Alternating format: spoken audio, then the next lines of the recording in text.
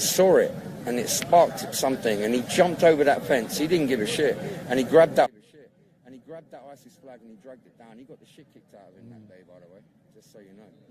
And I thought, that is a man of passion, right? There must be more to this than meets the eye.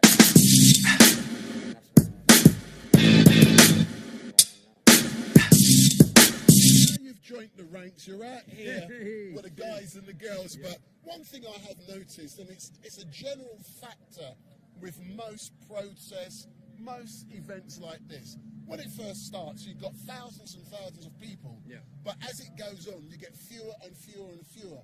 As I look around us today, and this event is due to start, I believe at 1 o'clock. I was originally told at 2 o'clock, but there's only a handful of people here. Why do you believe the numbers has dwindled on this occasion? Well, I mean, straight away, we're banned off all social media. We've got no expression. I mean, look, you just got banned off YouTube, right? No. I haven't. Suspended. No. I have. If you come round a bit because you're coming out the shop, the way it works. When I was here on May the 7th, I was here. We was all here. We had something like 20,000 views in no time.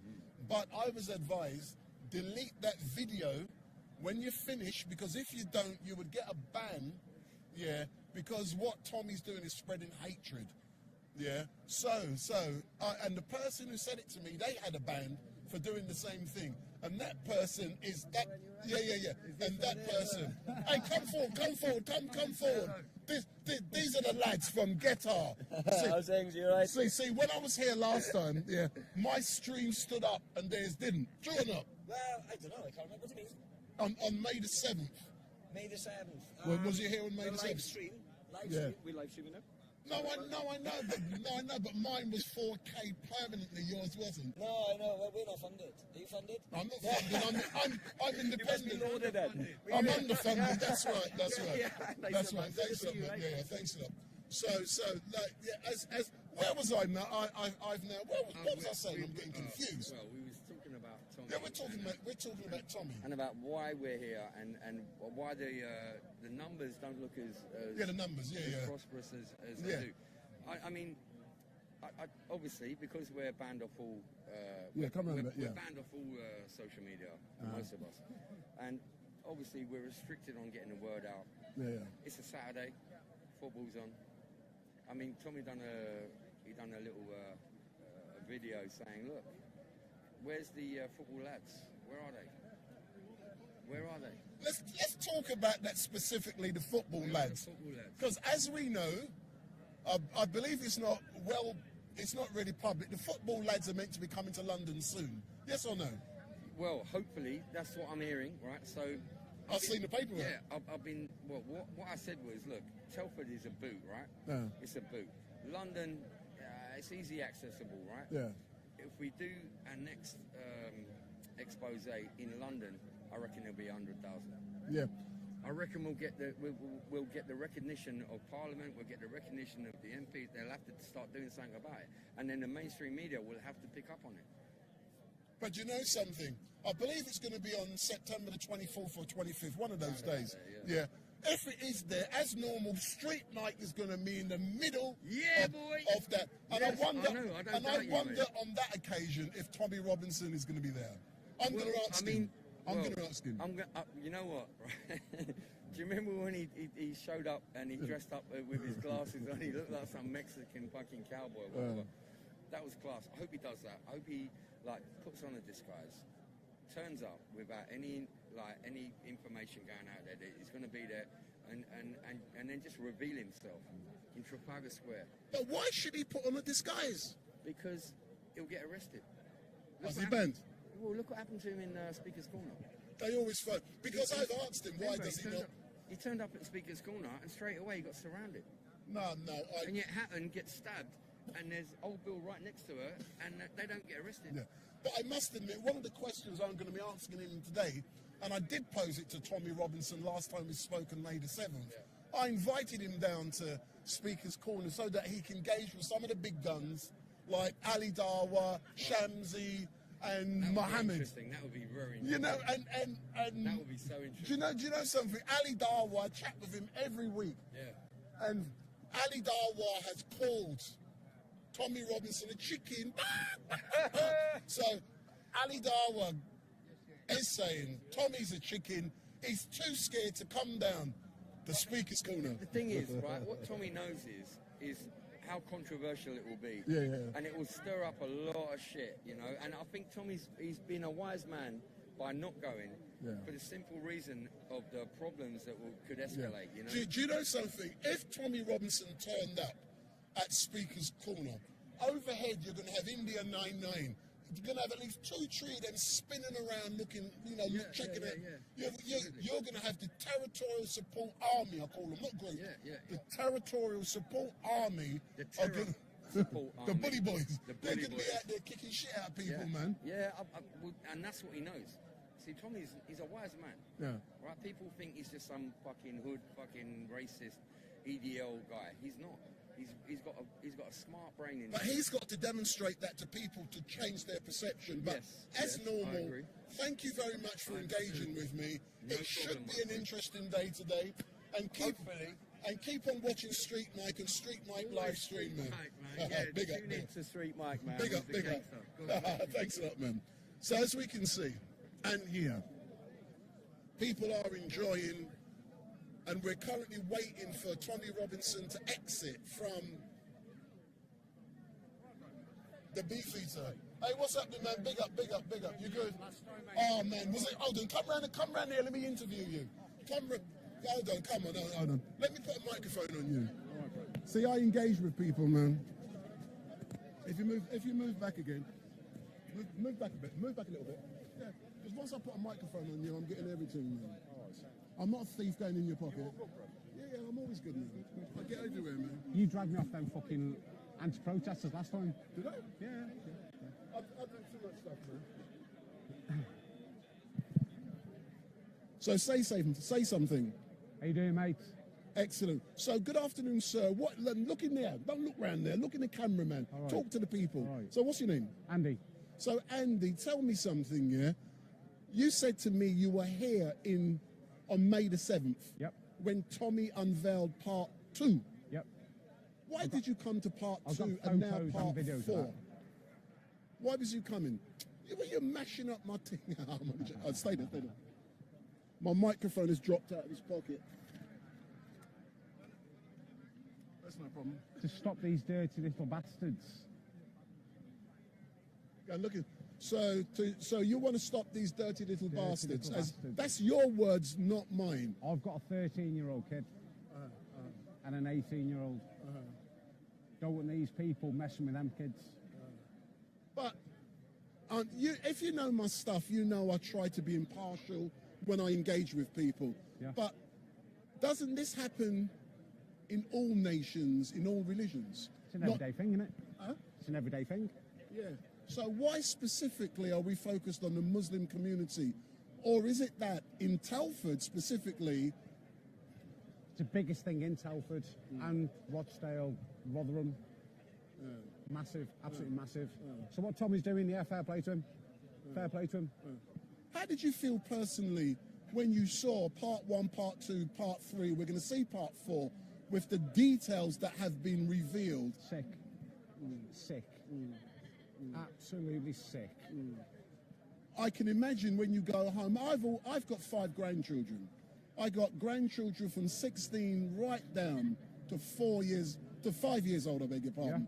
Yeah. And when I see my grandchildren, you want to hug them, because when you see what has been alleged in these videos, it is quite shocking. And one thing I will give an opinion on, one thing Tommy has said to me is that it's all about getting evidence that's irrefutable. So what he's done, he's gone out there, he's obtained the evidence, and he's also got independent victims to corroborate what others have said, but they haven't met each other, so they couldn't collude with each other.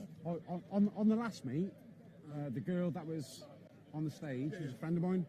All right then. Good friend. And it's them over there that need fucking dealing with.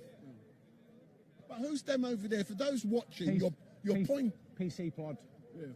But why do you think the police have taken little or no action at this moment in time? I've no idea, but it's time to. Hold on, sir. One at a time. Go. I don't know, but it's time to act now, and to call them motherfuckers out. Yeah.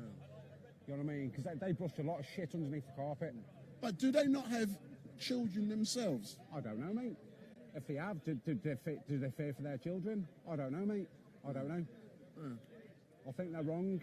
They're getting paid X, whatever money they're getting paid for. I think they're scum. Absolute scum. Probably not them police officers over there, but the ones inside. But to be honest, and I'm now being devil's advocate here, we have the best police force in the world. No, we don't. No, we don't. We have a great police force No, we don't. who have incredible we don't. integrity. No, we don't. We do. I could have got done for drunken disorder last night, but if you're a paedophile, get yourself home. Hold on, you could have been done for being drunk and disorderly. Yeah. So does that mean the old Bill let you go? Yeah. So isn't that brilliant? No. So you wanted them to nick you? Hold on, look in the camera and tell them where you were, what you were doing. They're letting paedophiles on the fucking loose. Everywhere. It's around Telford, all around Telford. Yeah, they're letting them on the loose and they're doing fuck all. That's my interview over.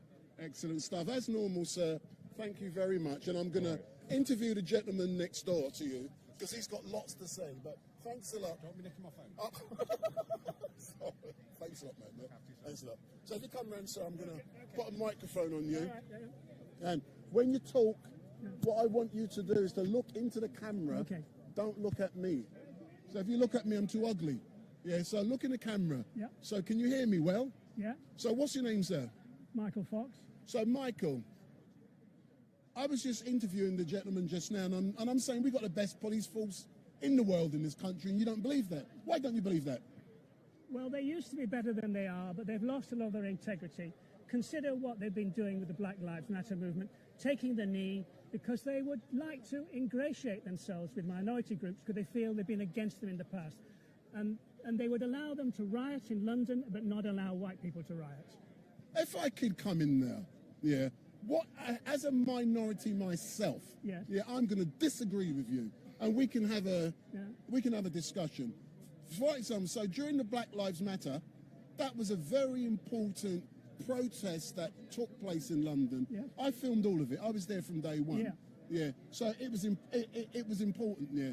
In regards to taking the knee, that was very symbolic, and there was sending a signal out, and it raised awareness about a very important I agree issue. with you. You're right. But what you're saying, in regards to rioting, give me a specific when riots took place and nothing was done. I can't, I'm afraid. So you're making it up? No, I'm not. You watch the videos on YouTube and you can see there's quite a lot of scuffling and possible violence going off. And that's how I interpret it. I doubt if I was wrong, but I can't prove it here and now, I'm afraid. But would you agree? You can't trust everything on YouTube, even though I'm live streaming on YouTube. But I'm being devil's advocate there. What you must always be careful of, sir, is watching clips or short videos. I do a live stream. This live stream will be about 5-6 hours. You're seeing a whole thing. You're not seeing a clip, so you can't be misled. It's not when you've watched 3 or 4 of these clips, then you become convinced. So you are convinced that the police will allow black people to riot in London, but they won't allow white people to Not riot. Is every that what you're time, saying? but it certainly was reported that exactly that's what happened.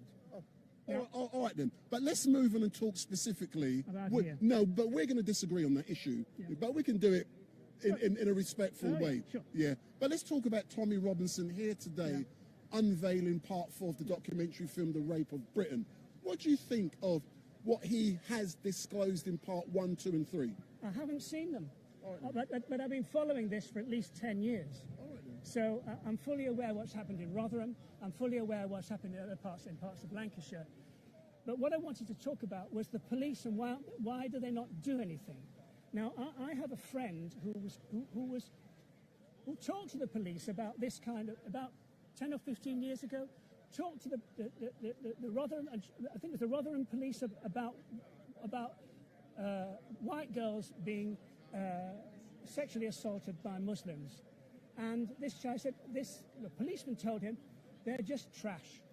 They know what they're doing, and it's all their own fault. Now, obviously, we all know that's not true, but that's what the police thought at the time. Now, can I come in there specifically?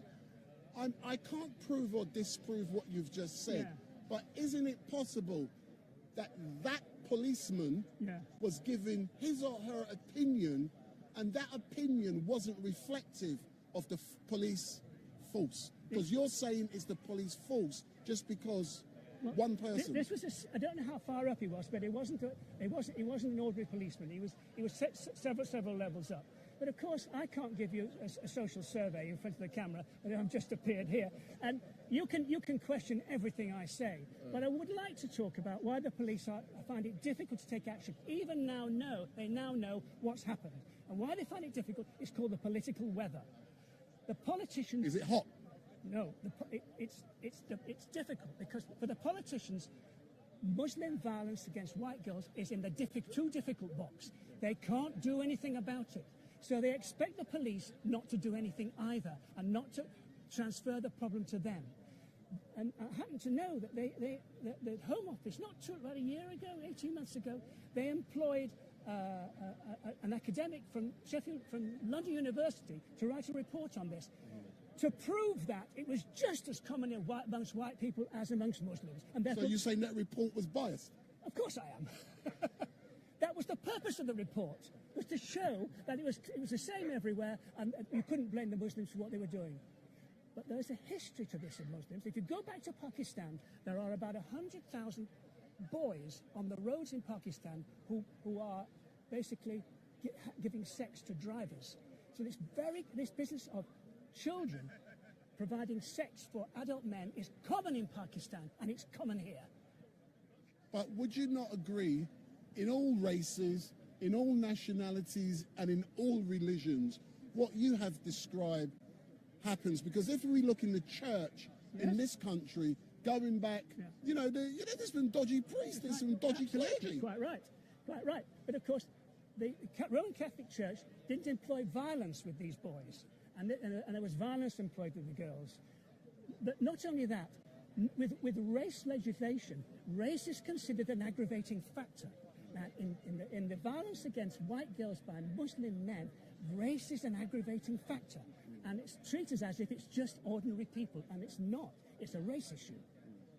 As normal, sir, as I said, I'm just engaging with you, and it's important that I get everyone's point of view, regardless of if I agree with it or not, because it's about being impartial and you having your freedom to be able to speak.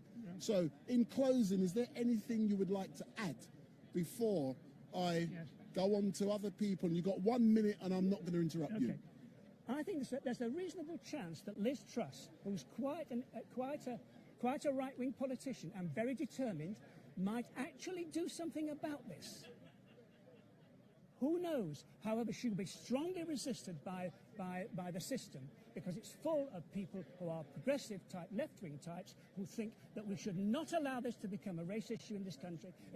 It's unfair on these poor Muslim chaps. But if I could add on, we've got poor Richie, the billionaire politician who should be the leader of the Conservative Party. Don't you believe it's down to racism? No.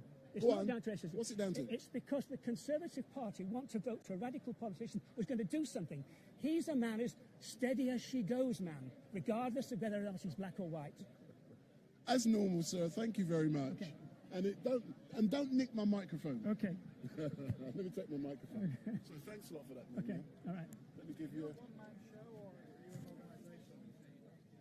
if you come round, if you take the card, sir. Yeah. If you come round, we can chat. I'd rather not do that. You've never seen me before. Of course not. No. Everyone's seen me. Seriously, though, you're a one-man show, or are you? What do you mean? What do you mean a one-man show? I don't get that bit. What's a one-man show? I think you get very clearly what I mean. Are you an individual? Or I'm an individual, sir. An organisation? No, I represent my own organisation called Street Mike Pod Limited, What sir. are you going to do with this video? I'm live now, mate. What are you going to do with it when you've edited and everything? Who's going to use it? No, sir, I'm a live streamer. Oh, I see. People are watching now. Oh, it's okay then. Okay. See, no, that's the point I make. I do not edit. Yeah, okay. when you edit to video, you're putting out a point of view. I'm giving them everything. That's how you get the truth. I've been visible to everybody around here now. Say that again? I've been visible to everybody around here now. Have I been visible to everybody here? I'm live streaming. Hold on, let me show you on my camera. Let me show you something. When Like you say live streaming, people can see me now. people can see you around the world. Yeah. Okay, right. Excellent, excellent. Hold on, let me Just show what I you. want. Excellent. Now let me show you. Well, I hope it's still live. It was not long ago, but I'm just double checking. Give me my address or something. A lot of money. No, sir. No, I can't. People can hear everything I'm saying. You must understand, when you're live, there's certain things you can't say and do because people are listening to me. Hey, big up, big up, big up. Hey, oh, I'm live already, man. Come round there. Come there. See this man there? He wants me here again. See, I want you. Hold on. Oh, sorry. See, look. Excellent. See, that's him. 223 are watching. By the end, it'll be thousands. There should be thousands here. Did you come down last night? No, I've just arrived. I fucking had to. I messaged there, yeah, and I said, so step in front of the camera, sir.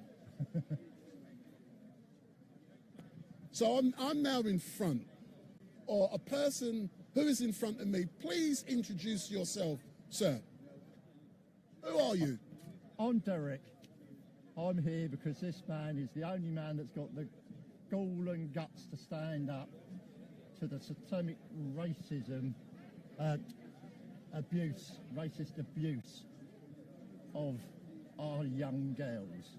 But before we get on to that, you know I like you, and we know I engage with you all the time. Yeah. What is with this cheap outfit, which you bought, yeah, from the the pound shop or Primark? No. It was the charity shop. Oh, you got it from the charity shop, yeah.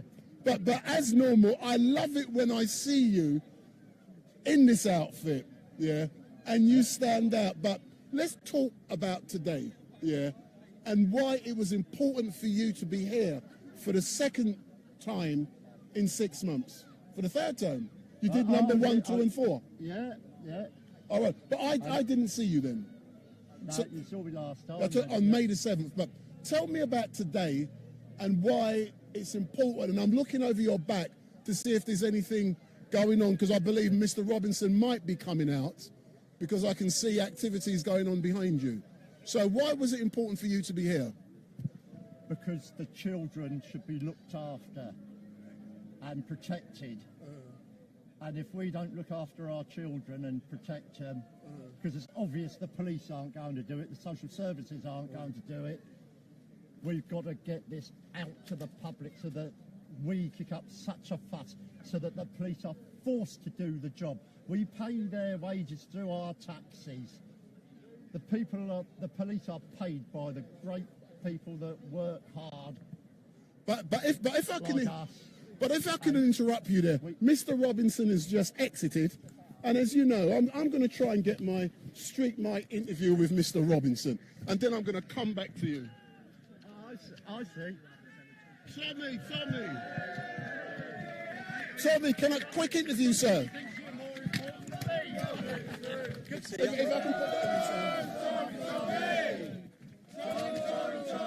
You remember me from last time? Yeah, I do, yeah. So, Mr. Robinson, Wendell Daniel from Street Mic, and as normal, thank you very much for giving me this opportunity to interview you outside of the beefy. How are you feeling, sir? Yeah, I feel good. Yeah. Full. I just had a burger and chips. So where's mine? Where's yours? Yeah, where's my burger and chip? Man, it was rubbish, man. It was terrible. It was really terrible. Listen, I know you're going to be very busy today, so I'm going to be quick, yeah? Tell me about part 4 and what is going to be disclosed today. Part 4 is about, it's called Ahmed Nawaz. Ahmed Nawaz murdered a 13-year-old child in this town. And then he didn't get charged for anything to do with the rapes he was doing to her. And then he come out of jail and he continued his rapes. So you'll hear from 2 girls today. They'll tell the stories of what he done. And he's got away with it. He runs a restaurant in this town. These men have murdered kids. They've raped, terrorised kids. And they're running restaurants in this town. The police know it. Everyone knows it. They're not getting done. But why do you think the great police force of this country are not doing nothing? The great police force of this country. Fucking hell, this is stand-up. In this town, they've been working with the gangs. You've seen corruption at the highest level. They have facilitated the rape of 1,000 children in this town. And they don't care. They generally don't care. And who runs this town? The Muslim gangs. There's only 1.7% Muslims in this town, and they run it. They have everyone in fear, including the police. When you were here on May the 7th, you unveiled part 2. And at the end, one thing you said was that you had evidence and information that you was going to share with the police. What has become of that? Nothing. The police, so you understand, there's other victims who are in positions where they want to work with the police. The police have refused to meet them, as have the MPs. I've tried to facilitate meetings for girls who are stuck as modern-day slaves, being entrapped, selling drugs, being raped, and the police won't even facilitate it. They're not interested. But we're then going on to episode 5 and episode 6, and the head of this council, we're going to bring down the head of this council for what we've already got him. We've already got him. The head of this council, there's allegations of sexual assault against minors from him, and we have recordings of them, and they're all at it. So, they don't care. But my final question, let's talk about London. And let's talk about Speaker's Corner and also about, the Football Lads Alliance. Will the Football Lads Alliance be coming to London? You'll have to ask them, mate. I hope they are on the 24th of September, aren't they? Will you be there? No, I'm not here on the 24th of September. But I hope it's needed. This immigration that's happened to this country, you've got 1,000 men coming in. I've been looking at the Pew research of how they think, the men who are coming from Pakistan, Afghanistan, their views. It's not going to work. And literally, 75,000 have come in the last 2 years. That's as many as British Armed Forces we have. And they're getting put up in 4-star hotels. And definitely the final question. Let's talk about Speaker's Corner. I asked you last time. His fault, not mine. Sorry, I asked you about Speaker's Corner. I know they want to go. But are you going to be coming to Speaker's Corner because Ali Darwa has called you a chicken? And I said to him, I will speak to you. But will you be coming to Speaker's Corner in London? Yes or no? Talk to Ali Darwa. Ali, you're irrelevant and you want to have sex with kids. You said you would marry off your daughter. And Ali, if you ever want a charity fight, I'll punch your head in, bruv. Big up, big up, big up. Thanks a lot, man. Thanks a lot. Cheers, man. Hang on. Thank you. Can I leave that on you? Can I leave that on you? No worries. Right, where's the police officer gone? Where is he? Where's the copper? I don't know. Yes, that's not my fault, that, yeah? Hi, Tommy. Oh, mate, how are you? How are you? How are you, gorgeous? Oh, mate, how are you doing? Hello, mate, how are you? Oh, bruv. It's a, where's Bomber? In the hotel. Behind me. I need a bottle of water. I stuffed that burger. Oh, have you got some? Right. Yeah, we put around some. Oh, Rich. What was your night like? That was last night. Jesus. Yeah, what about yours? How you doing, right? Oh, awful, bruv. Absolutely awful. You should have cooked right. Where's you? The one in Shiffman? Yeah, yeah. What was that?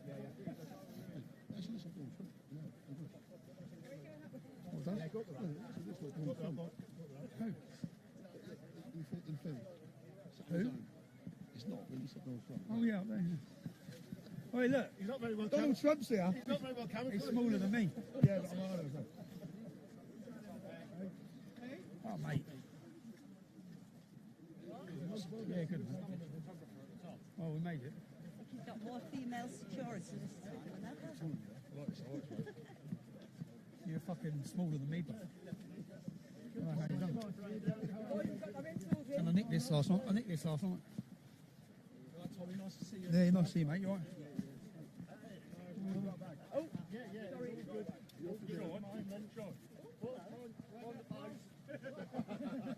Lads, I don't think he's going to do anything. There's nothing to worry about, lads. Good. Who sits there like that anyway? Oh, look, we've got pictures. Sorry.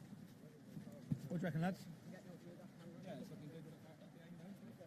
There's a lot more whatsoever. Loads of comments on. I think it's shit. You're seeing there's lots of people still on their way. It's a shit town. Yeah, because the coaches, the trains stopped at rugby. I think Telford's a shit town to come to. You have to get changed twice from I was London. saying last night, I don't know why I didn't think about it. You want someone like 2 weeks before firing. Yeah, I know, yeah. Telling them And letting what everyone in to town do. know. Yeah. And you think, and the people like everyone did, probably travelled. Yeah, no one's from Telford, Yeah. I think like, yeah, and the cost of it, it doesn't really work out.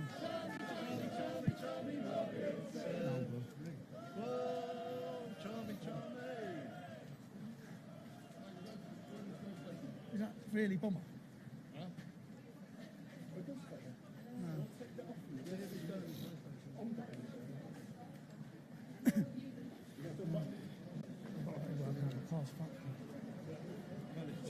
Where's the villa?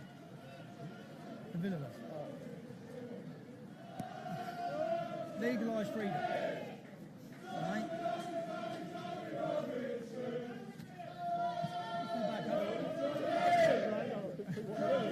Where are you then?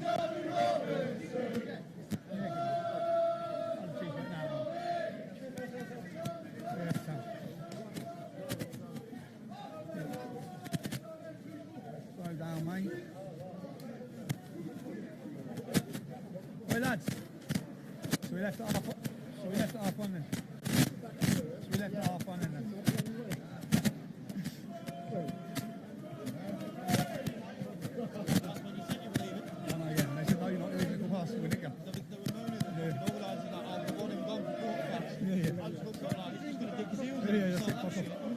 Then they nicked you for breaching. The geezer was interviewing me, so it's not my problem. Yeah, for breaching you done for him.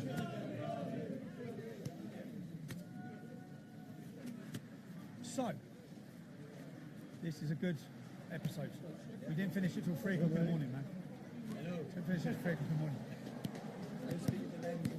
I know, man. It's like fucking... Well, what's that? 10 o'clock, he was going to announce you were dead. Mate, I was. Well,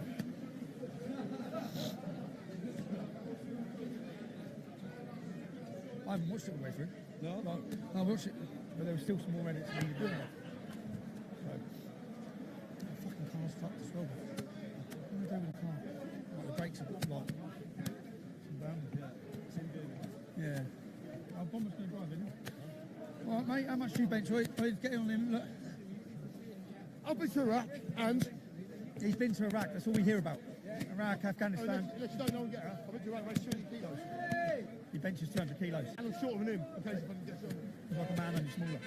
My name's Sam. I'm a small, angry man.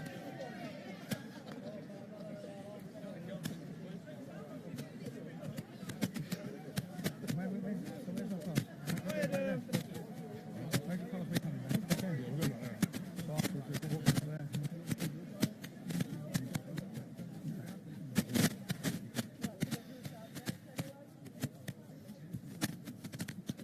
Rich, tell me what happened last night. Make me feel better. Make me feel better. Make me feel better. Oh, that's right. I was playing told the world. Boys, in that shit off.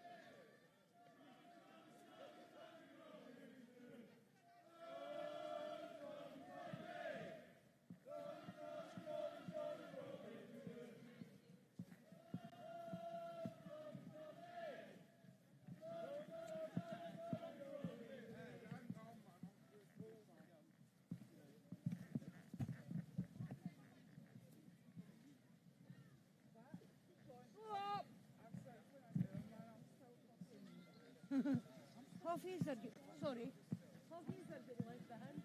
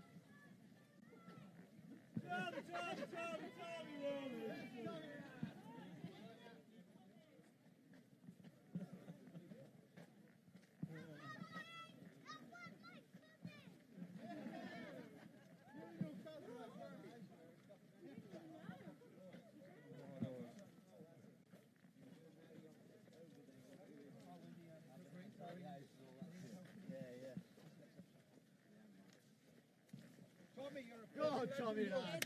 Legend, mate.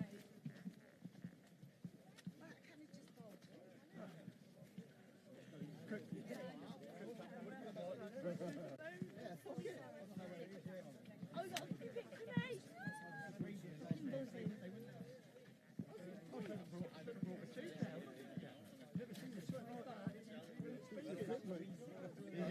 He's an happy man now. He's an happy man. Did you say fit? Yeah. you. He's an happy man now. Whoa! Tommy Robinson! Whoa! Tommy Robinson! Whoa! Tommy Robinson! Whoa! Tommy! Happy man now. He's an happy man. Did you say?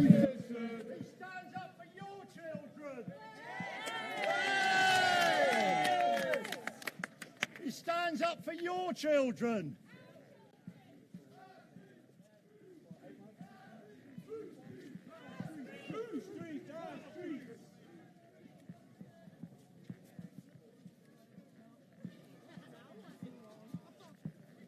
Best thing to do is leave our kids alone.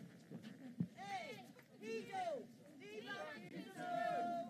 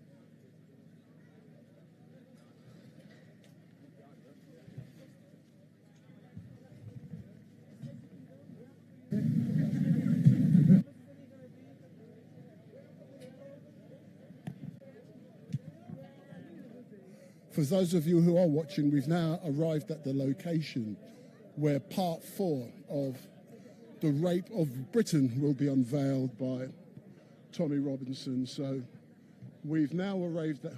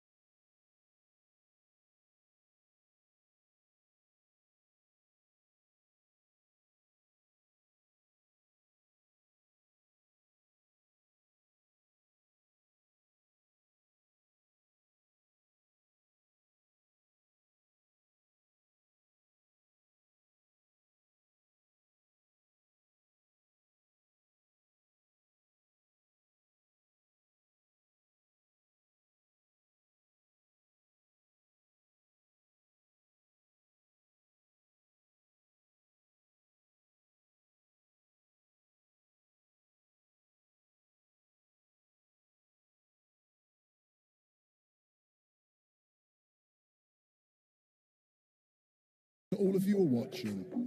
Don't forget, hit that subscribe button. Don't be scared, just hit it. And every time I go live, you will be informed. So hit that button. Big up. So I'm now going to say hello to some of you guys in the chat. Sunny Sparkles, good afternoon. Jesus Jones, 540 Inc. Gareth Rock, Squadron Leader, Mr. B, Stopzilla, Jack C. Let's go. Big up, big up, big up, big up, big up, big up. Big up, Street Mike. Big up. Good afternoon, everybody, and welcome to episode 4 of The Rape of Britain. These films have taken blood, sweat and tears, but we have got a film to show you that will pull at every single heartstring in this crowd this afternoon, and hopefully it will reverberate not just around the United Kingdom, not just around Europe, but around the whole world as Tommy Robinson tells the story of the rape of Britain. And we talk to survivors in this film. And the survivors and the victims, and when I say victims, I'm not talking about people that are alive. I'm talking about girls that have been murdered by Pakistani Muslim rape gangs. That has happened. We know it's happened. And we need to make sure that it never, ever happens again. And ladies and gentlemen, that's what these films are about.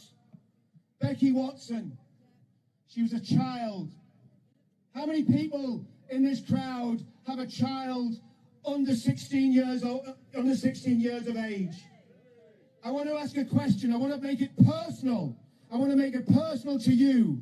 And I want to ask, what would you do and how would you feel if you got that phone call that your daughter had been killed by a man that was old enough to know a lot better? How would you feel? How would you feel in your heart? What would it do to you? It would destroy you. It would destroy your family. This film is dedicated to the memory of Becky Watson, and I want to give a massive round of applause to that child, 13 years old. But also I want to say a couple of things here today. As you can see, there's not a massive crowd of people here today. That's sad. And I want to ask, I'm going to put a challenge out. And I want to put a challenge out to the football community, and many people here are part of that community. We're in the Midlands. Where are the football lads from Shrewsbury? Where are the football lads from Birmingham City? Where are the football lads from Aston Villa? This crowd should be 20, 30,000 strong. There's no excuse for not being here. If you're washing your hair, stop washing your hair, because most of you don't have any. Get to the demonstrations. Miss football 2 or 3 times. Yes, I see you, brother. Miss football 2 or 3 times a year and come to these demonstrations and stand for the daughters of England. And I want to address this crowd, because you have made the effort, you have sacrificed, and I know times are hard. It costs all of us money to come here and do these things. Anyone that's been involved in the making of these films, it has cost us thousands and thousands of pounds. We have volunteered to do it. We've done it of our own free will and our own volition, and so have you. You have paid the price. You have paid the price. And many of you have lost jobs. Many of you, your finances have been affected. Many of you, your families have been affected. People have fallen out with you. People don't talk to you anymore. Well, do you remember when there was those protests a few years ago by that crowd? I can't even remember what they were called. But they coined a catchphrase, silence is violence. That's the one thing they got right. If we stay silent on this, the violence against the daughters of England continues. We cannot stay silent, and we will not stay silent. And to that Labour politician that a few years ago said that survivors of these gangs need to shut up for the sake of diversity. We're never going to shut up for the sake of your diversity. We're going to keep going and going and going until the authorities sort this problem out. And I want to say something here about Tommy. And we're talking about paying the price. That man has paid the price more than any of us for this situation. Tommy Robinson. Tommy Robinson. Isn't there a chat with that? Tommy Robinson.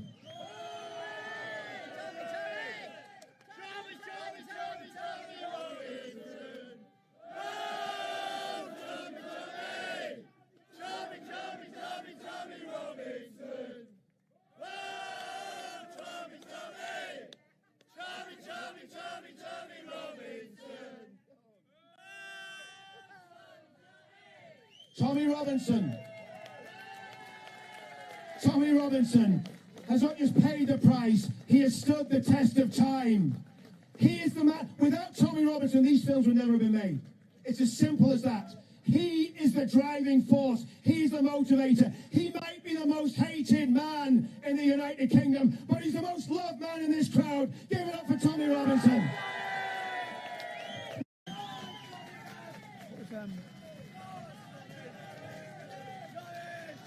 I want to thank you all for coming.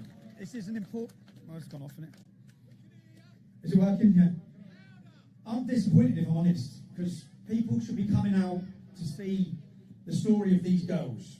You see, there was a journalist, was her name Sonia, this week, who condemned me for highlighting the Pakistani Muslim grooming gangs. She said I do it out of racism without a care for the girls. That journalist still would not have the courage to talk about it if it wasn't for the people who joined the English Defence League to push this issue to the British public. And they only feel that they can talk about it whilst they hammer us. So they have to condemn us as the big bad bogeymen so that they are free to even speak about this issue. You're going to see in this story, there is a gentleman called Ahmed Nawaz. Ahmed Nawaz murdered a 13-year-old child. The police didn't even investigate the motive for why he done it. You're going to hear tonight from witness accounts his motive for why. They said it was a prank went wrong. It wasn't a prank that went wrong. He actively targeted her because he was angry with her and he murdered her. What did the Telford Chief of Police, the first thing when he knocked on that mother's door who had her 13-year-old daughter taken from her, the first thing he said, we can't make this about race. It is about race. It's all about race. They have actively targeted white girls, not Muslim girls. Every one of them say it in their descriptions whilst they're raping them.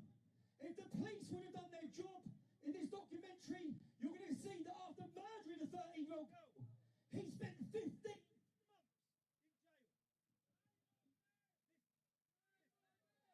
Hello? He spent 15 months in jail. They didn't even investigate him for his rapes.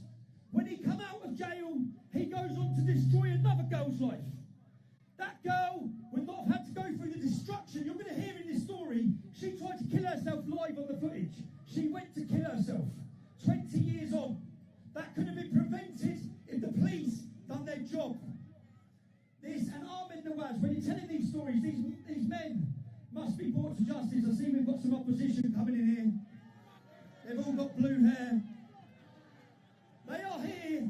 They are here. Ignore them though, don't go over there. But they are here. We are showing a film that tells the story of women who have been tortured, murdered and raped. And these scumbags have the audacity to turn up and oppose it. And the police let them every time they're in Beckenham.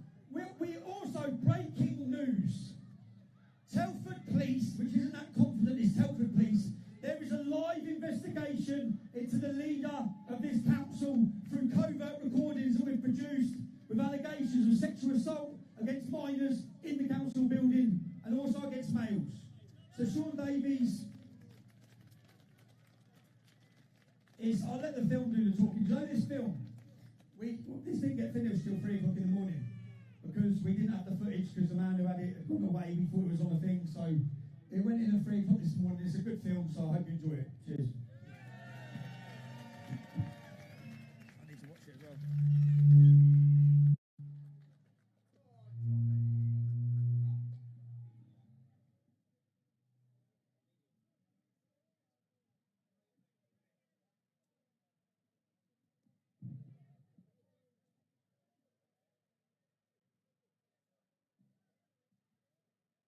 We're all family, not friends round here. We stay loyal to the end round here. Someone tell me how the enemies. I don't want to be looking at this. Cows that we're beefing. All them death threats, but we're still breathing. When we catch one of them, we got section. I kept saying that, what am I going to do now? Round here, I might show you with the men round here. Give a fuck about your friends round here. Get dragged out your bends round here. When it goes down, sides get taken. It reveals who's real and who's faking. Beef comes up. So what you're supplying then is 40 years worth of information. 40 years? 40 Names come in the media, Mohammed, Abdullah, whatever they are, all these Muslim names. The realists never have to. I'ma show you with a man. And she said she'd been raped. You have serious allegations from children who say that you were involved in the rape and prostitution of them, that you were a kingpin having them trafficked. Listen, don't come with these, I'm coming along and smash the fucking face into the end. You don't really want trouble, mate.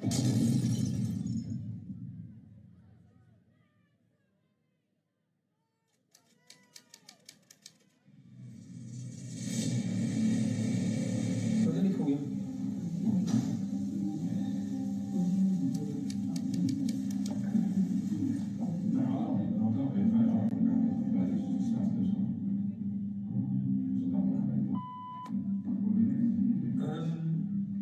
Why not? I can meet you. I'll be there now. Don't do anything stupid, though. No, I'm actually in Manchester. I'm actually in Manchester. Yeah, now, what year? You just, fucking hell. Where are you? In Telford? Don't do anything stupid. Seriously. Don't.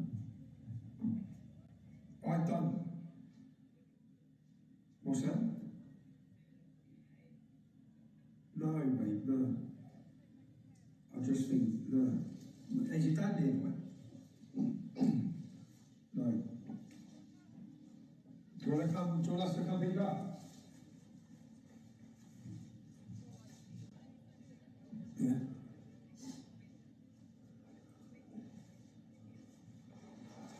God.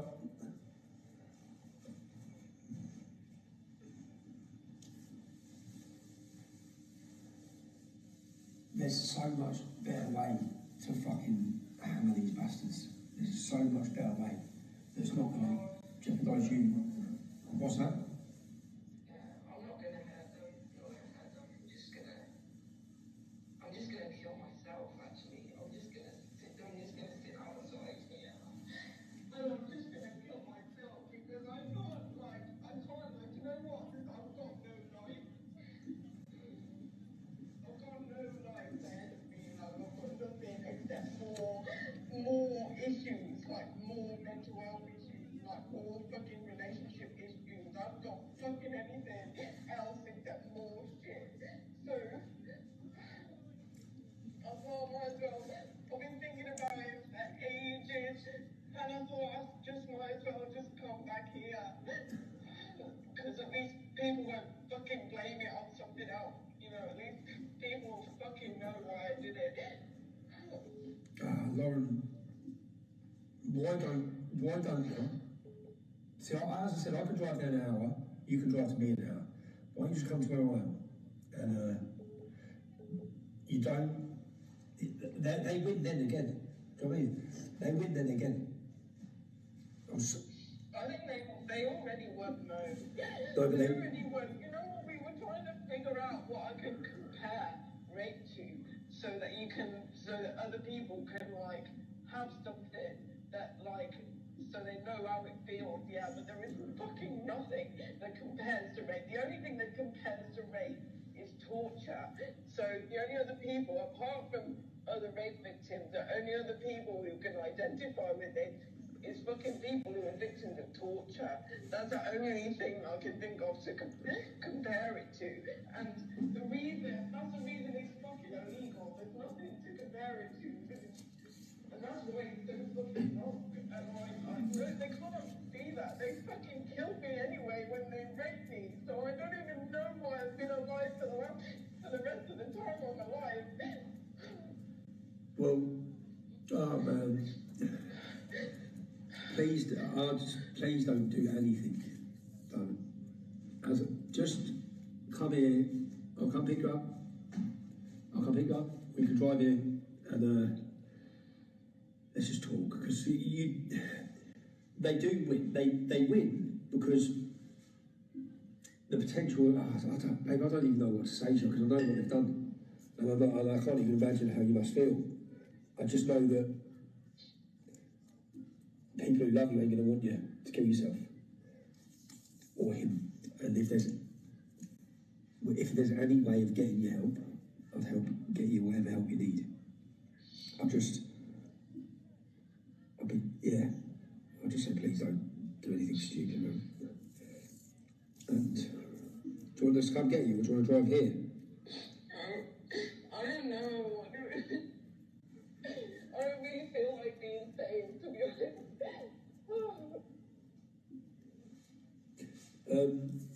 How far is your mum and dad? How far does your mum and dad live from where you are? My mum doesn't live that far away. Babe. I don't feel like going there. Come up here. We've got empty bedrooms. We're in a 5-bedroom house. There's an empty bedroom. You're welcome to come and stay in. And we'll talk. We just had a shit curry. If you... Oh no, you can't have a shit curry. It was... You can't do that. Did you make it? No, if you bought it from somewhere, you're a fool. Oh, come here and make us a curry then. Come on. No, I can't make one. Go on. If you buy a shit curry, then fuck knows what they put in it. Yeah. If they don't make it with love, then they're probably making shit. Yeah. Alright, well, yeah, why don't you just come up here, babe? And then just, yeah. I can't believe you're in Telford either. But come up here. We're only an hour. We're here. You can see what we're doing. We're actually here, sat around the table with pictures of all these bastards. I don't know if that's going to fucking throw your head even more, but we're actually just sat here with massive sheets everywhere of who they are, how they're linked. But babe, honestly, they do win. You're another victim then in their fucking murderous spree. So please don't do anything. Because, fucking hell, man. As soon as I heard that voicemail, I was like, what's wrong? Oh, no, I dropped. But you're totally welcome to come here.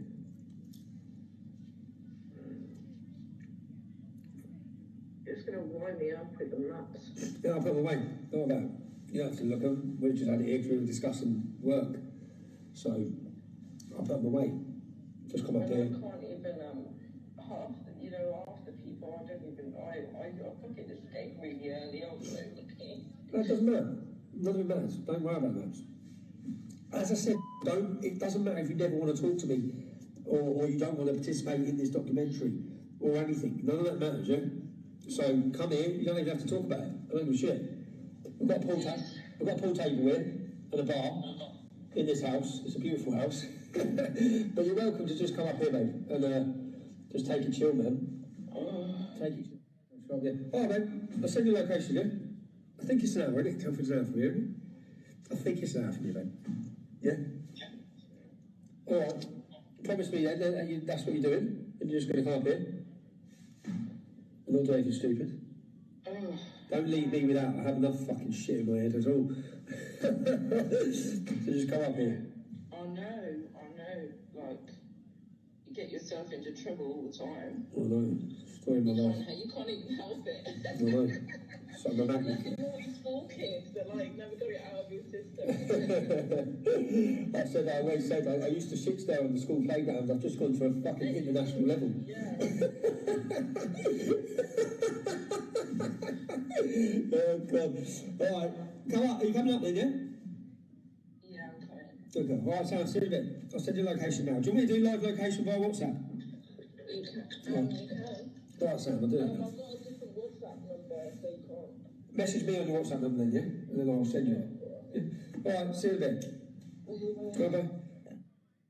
So I was tracking down victims and following the Telford story, and I saw a girl online making comments about wanting to kill the men who had raped her and abused her, and it all come to a head because one of them was just getting released. So she's obviously read it and made comments saying how it's destroyed her again, now reading this, it's brought it all back, and she wants to murder him. So I tracked her down, I found out where she was. I went to see her. She answered the door. What are you doing here? I said, explain, I've just read your messages.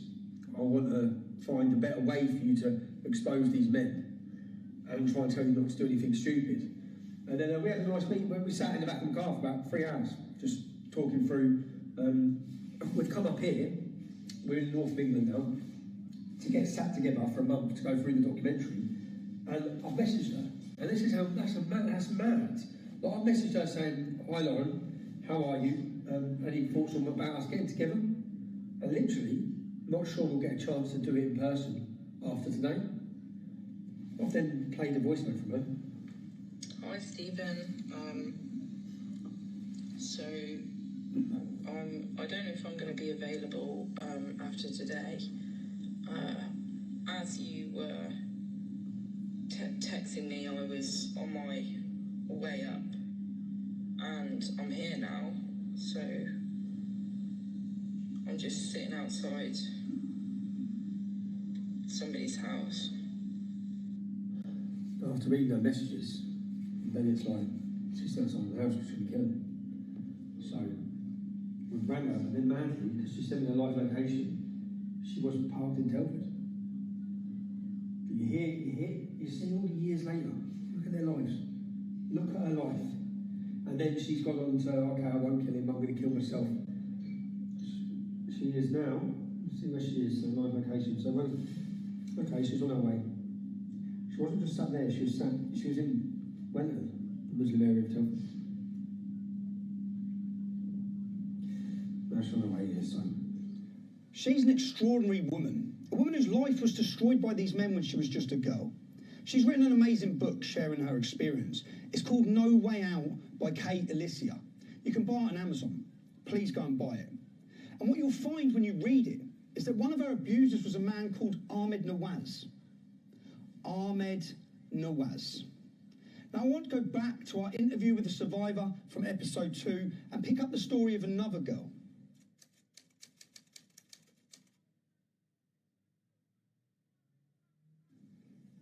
Because I've seen Becky. You was a friend of Becky Watson. Yeah. Can you talk to me about Becky?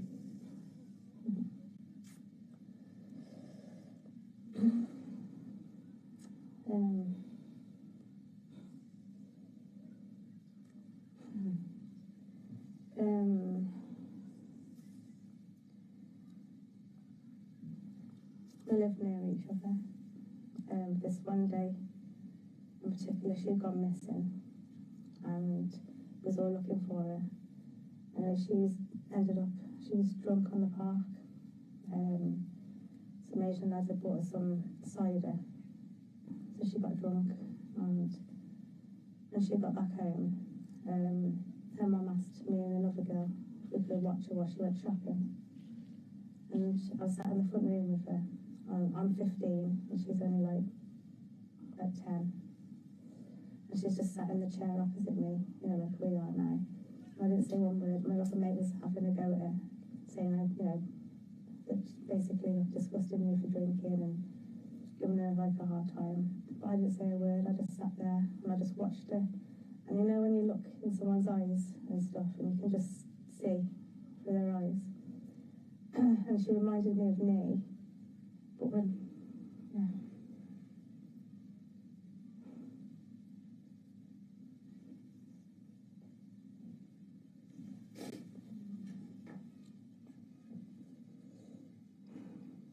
I just knew something wasn't right. I could just see. And then after then, she went upstairs and she wouldn't let like our friend in. So I started speaking to her, and she told me that I would like she just started to get involved with Asian men and stuff like that. She started to get a bit like out of control.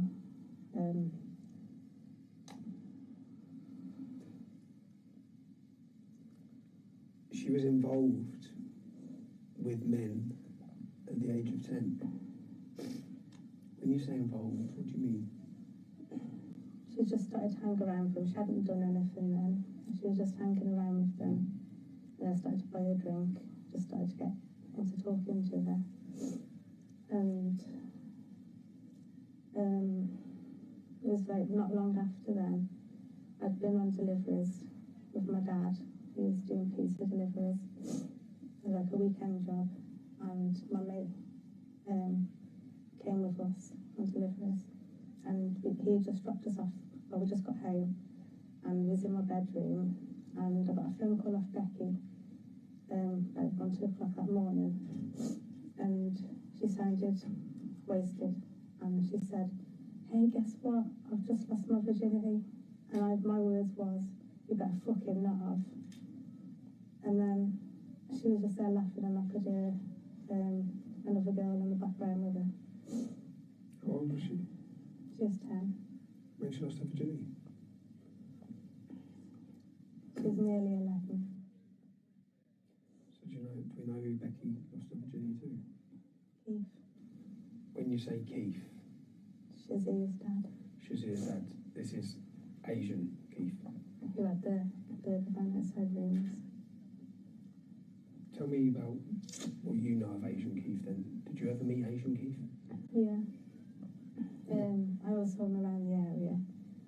And obviously I knew his family, because I went to school with his like nieces and stuff, and his nephew. We all knew what he was up to, but I didn't know the details until Becky told me. And what was he up to? He was selling girls. I remember the first time Becky ever told me, she said that she went to this house and they was paying like £200 each time. And yeah, that basically.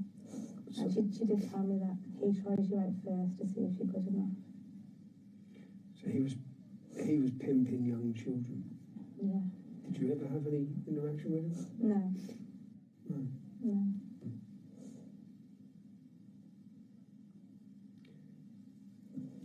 Tell me more about Becky Watson and what happened with Becky.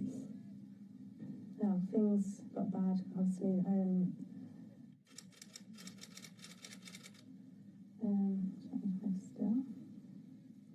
I started meeting her from school and things like that. So she did start hanging around with a few other girls her age. And then as time went on, trying to think how old I was. I think I was 16. So she had just turned,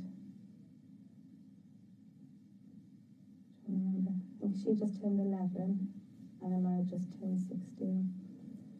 And I was in Regent Street. There's like a walkway to Regent College where the bridge is. I don't know if it's still there, but there was like a bridge. And I was there with Jibby and was drinking. And was waiting for Munchie to finish work. And I got a text on my phone off Becky saying help. So I said to her, "Where are you?" And then she said, "Like at the house." But she showed me this house near the Rican, like a few days before. So I just ran there. I don't even know how I got there. I just ran there. And if you go like round the back of this house, there's like a gate. You go through the gate into the back door, and then into the kitchen. And as I walked into the kitchen, straight in front of me, there's like a front room. And yeah, that's when I saw what was happening to her. What was happening? She was being raped by a knife point. There's like a mat on the floor. She was just lying on the floor. And Who was raping her?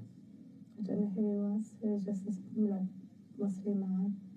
He had like really dark, obviously dark hair, but it was like quite thick on top.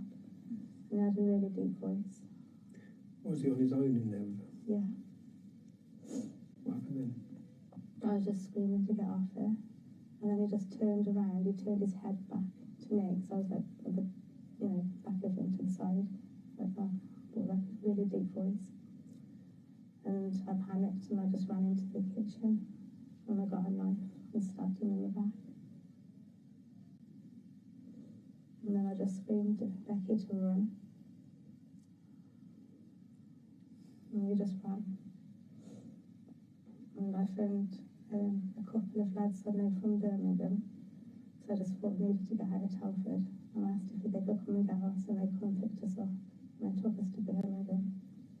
But then Keith was ringing Becky up, going mad, and said that I'd killed the man.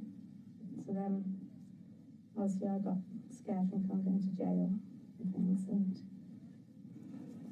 And Becky said she'd take the blame because she was younger. But I said no way. And then it's silly, but we perform like a ceremony thing where you slash your hands and rub them together and you become blood sisters.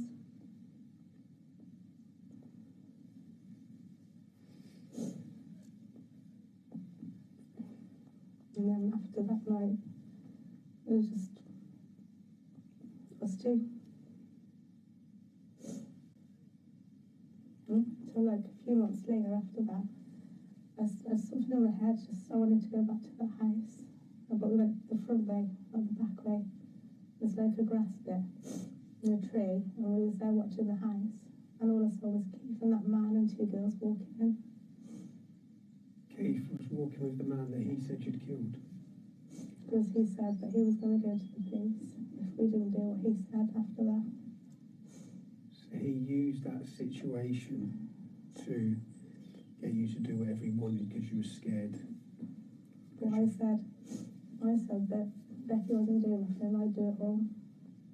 And then some men would say that they wanted Becky because she was younger and fresher.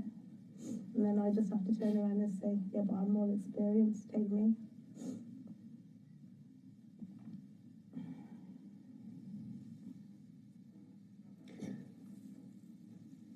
And Agent Keith's now, where is he now? He's dead. He's dead. Do you know if he ever faced any justice? No.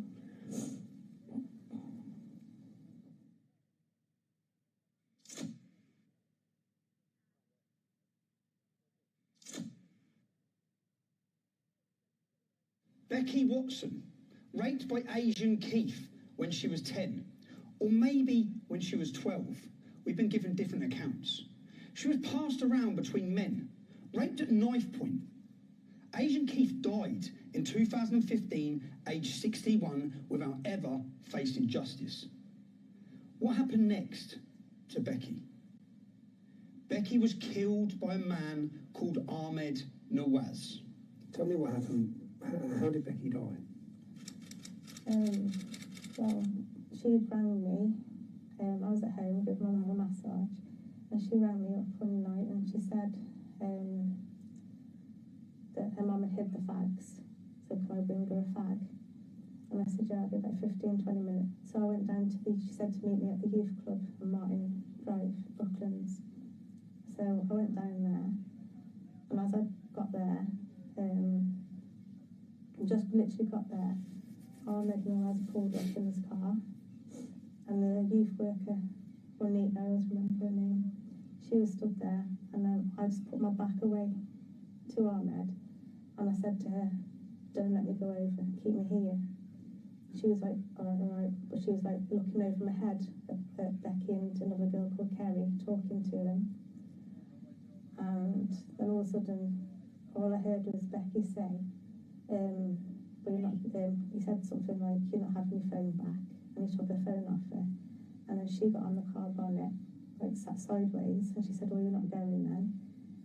And then that's when we all started looking, thinking, what's happening, what's going on. And then all of a sudden he started revving his car, trying to like scare her. And then he drove off with her on the car. but there's like, when you're looking up, it's like on a bend, and I just kept thinking, nah, she's gonna walk in a minute, I'm gonna see her coming back. And but as Becky was driving off, she was trying to like grab onto the bonnet, somewhere to hold. And she just, all I got is that image of the head of her looking at me, you know, like, like saying my name. And you know, as it goes off in the distance and you can't hear. And then next thing I know, all I saw was blue flashing lights, like from up, you know, in the distance. And I just ran there. And all I saw was Becky on the floor, and then Ahmed was leaning over. And then I got a lift to the hospital, and I went there, and that's when we got told that she was brain dead. She was 13. And then after that night, I went missing all that night because I got like really upset, and I kept saying like, what am I going to do now?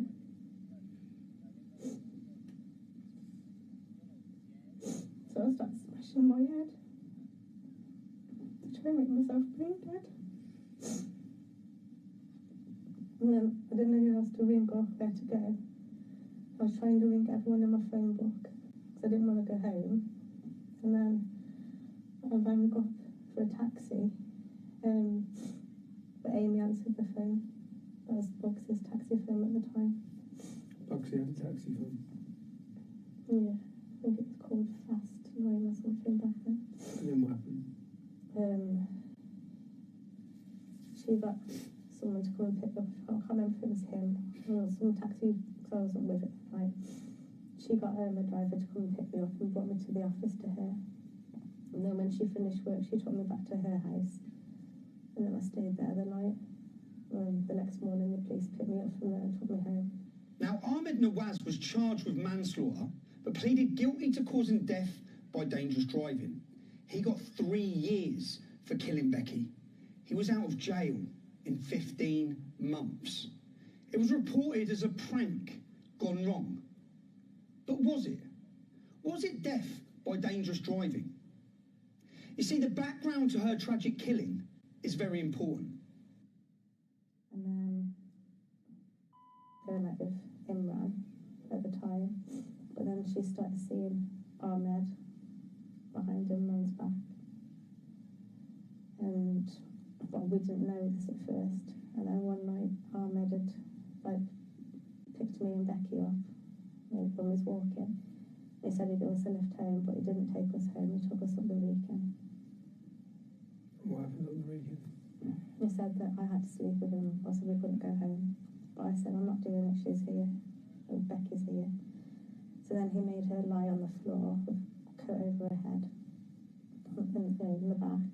And then me and him went off, and I had to have sex with him. But while that was happening, the police come. The police come whilst you was having sex with her at the weekend? And I just literally, like, you know, we jumped up and started walking, and then they checked all in the car, but they couldn't see anyone because she was on the floor. And then after that, I told what happened because I didn't know that she was sleeping with him. She was still with him now. And then this one night, we got the phone call. Me and Becky was at mine in bed, and we got a phone call. He wanted me to go to the bottom of my street. And then Becky was like, you're not going on your own. And I said, I'll be fine. So I went to the bottom of the street, and he just went, get in the car now. So I sat in the front, and Becky got in the back with Michelle and Sam. And he drove to the Brooklands, to the back of the shops in the car park. And he went, get out now. So I got out, and I thought, he's going to beat me up or something now. And then he like pushed me against the wall. He was like in front of me. And he just grabbed me by my head and threw me onto my knees. And then he basically stuck his penis in my mouth and wouldn't let go of me. And then when he finished, he still wouldn't let me go. And then he weed in my mouth. And then I just literally spat it out, being sick. And he just got up and walked off and goes, get in the car. So I just like got in the car. And as I was getting in the car, Michelle went to him. Did you do it? And he, like, really serious face, like evil. It's like he was still angry. And then all of a sudden he burst out laughing and went, yeah. And she was laughing as well. How old was Same age as me. So he ejaculated in your mouth and then urinated in your mouth? Yeah.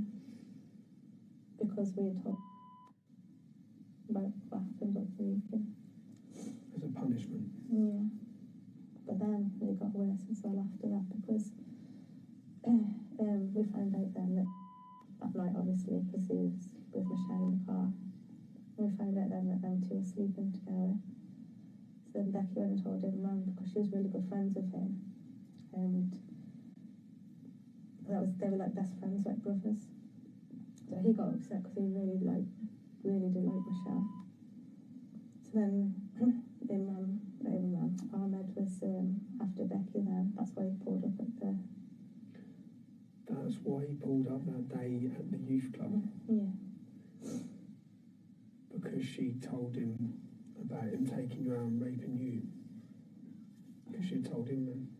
No, it's because she had told Imran that Michelle was cheating on him with Ahmed. Okay, so Becky told Imran that Michelle was cheating on him with Ahmed. And about what happened with me. About what happened with you, and that's why he pulled up at the youth club that day. That's why she's dead. Okay.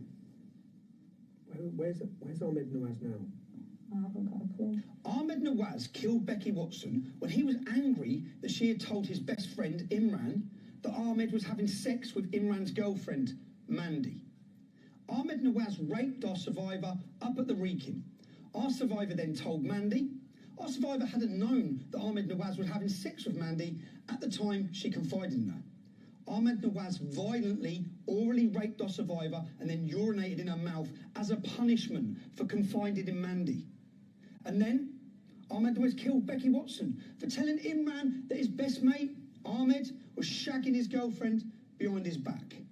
Ahmed Nawaz got just 3 years for killing Becky Watson. He didn't face justice for any of the violent rapes of young girls, including our survivor, leading up to the killing of Becky. And when he got out of jail after just 15 months, we have survivors who tell us he carried on violently raping young girls. Just listen to Becky Watson's mother. A 20-year-old Pakistani man and his passenger had pulled outside the youth club and he switched his engine off. Becky was first leaning against the bonnet and it looked at first she was in conversation with him. She then sat on the bonnet and there was some sort of altercation and she refused to get off his bonnet. He took it upon himself to start his engine and to drive over 200 metres with her clinging on the side of the window. And this was in front of all her friends, and at some point she fell off and sustained a head trauma. No other injuries or marks. I arrived at the scene with her 12-year-old brother to watch helplessly as the emergency services tried to resuscitate her lifeless body. 3.5 grueling hours later, I was told that she was brain dead and her life support had to be switched off. And the worst thing I had to go through was tell her 12-year-old brother that she's going to have to say goodbye. I read in the statements that the passenger kept telling the driver to slow down and pack it in. He did this in cold blood anger. It was no prank, only he was pranked and still her. Because how dare a 13-year-old white girl not do as she was told and show him up in front of his friends. He got 3 years and served 15 months. The police never asked for a phone and they were fully aware of what happened 10 days prior and all the other times. And yet, the chief superintendent visited me within days of Becky's death and stated he did not want her death to be classed as a racial attack. I told him he needs to open his eyes as there's something going on in this town and it involved Pakistani men and young girls and drugs.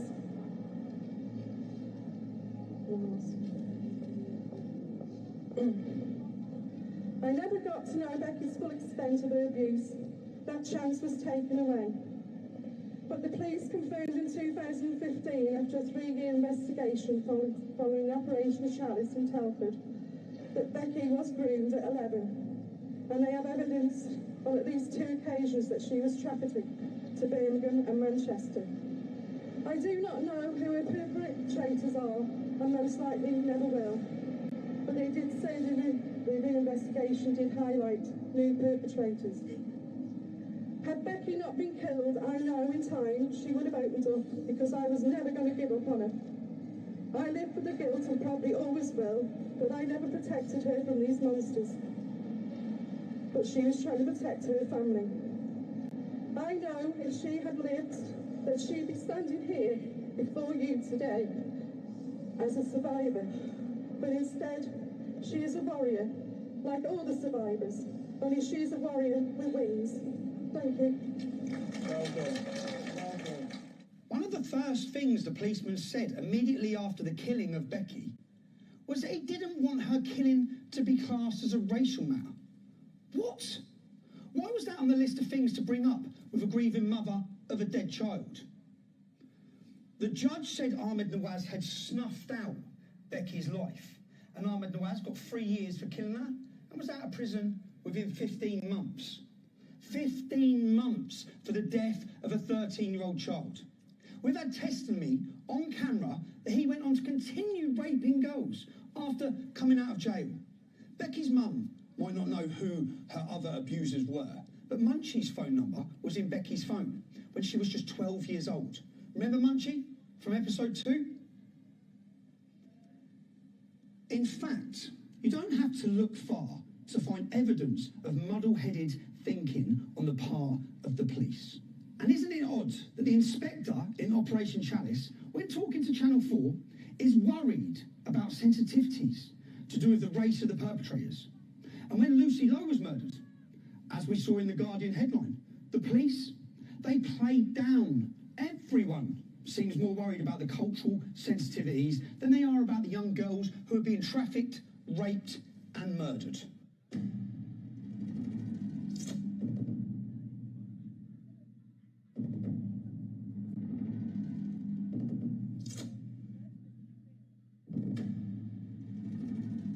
So what did Telford Chief Superintendent Tom Harding have to say in 2018 about what's been happening on his patch? Oh, that's not good. Not good at all. He said that sex crime claims were sensationalised, and a memo was sent around the police, saying most of the sex with these little children was consensual. You know, the 10, 11, 12-year-olds. Consensual sex, Tom? Not really, mate.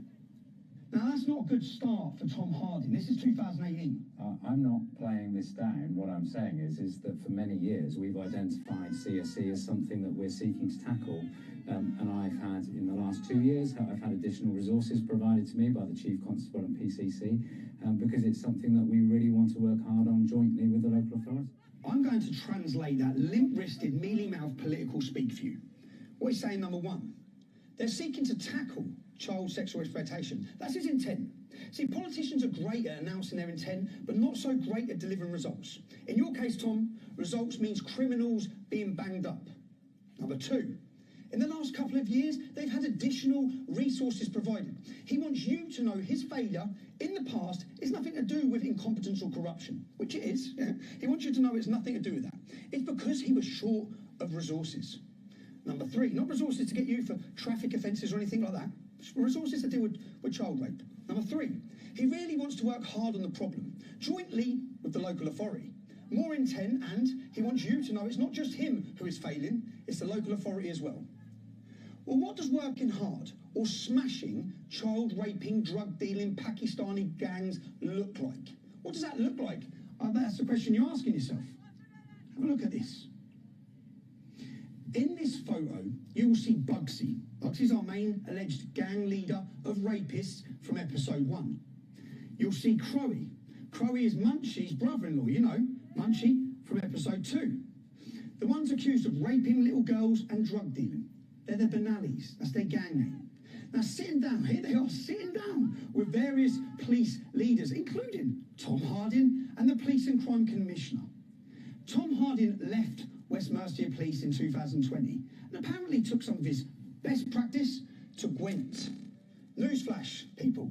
If he's an inadequate, clueless idiot in West Mercia, he'll be an inadequate, clueless idiot in Gwent. But that's what happens in the police, you see. If you're useless, you're reassigned. Now, in a world where terrorist attacks by followers of Islam are immediately labelled nothing to do with Islam, inquiry into the doctrines of Islam immediately labelled Islamophobic, and so-called non-hate crime incidents, policing, is used almost entirely to silence discussion of Islam. Look at Harry Miller's victory over the College of Policing. So, who are the Benallis? We're all family, not friends round here. We stay loyal to the end round here.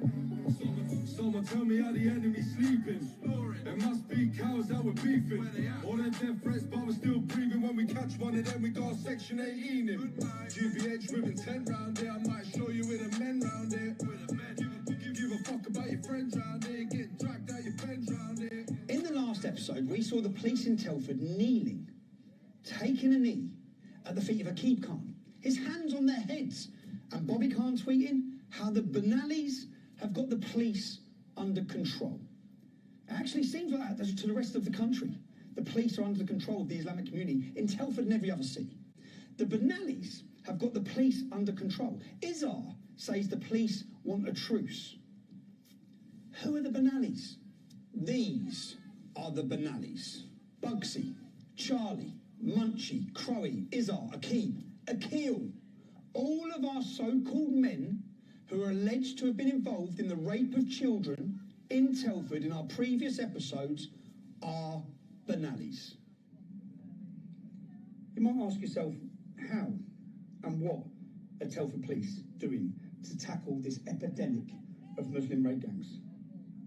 This is what they're doing. This is the most senior ranking police officers from West Mercia Police. This gentleman is the Police Crime Commissioner. Next to him, or across from him, is the head of the police. This gentleman, it's his job to prevent sexual exploitation of children.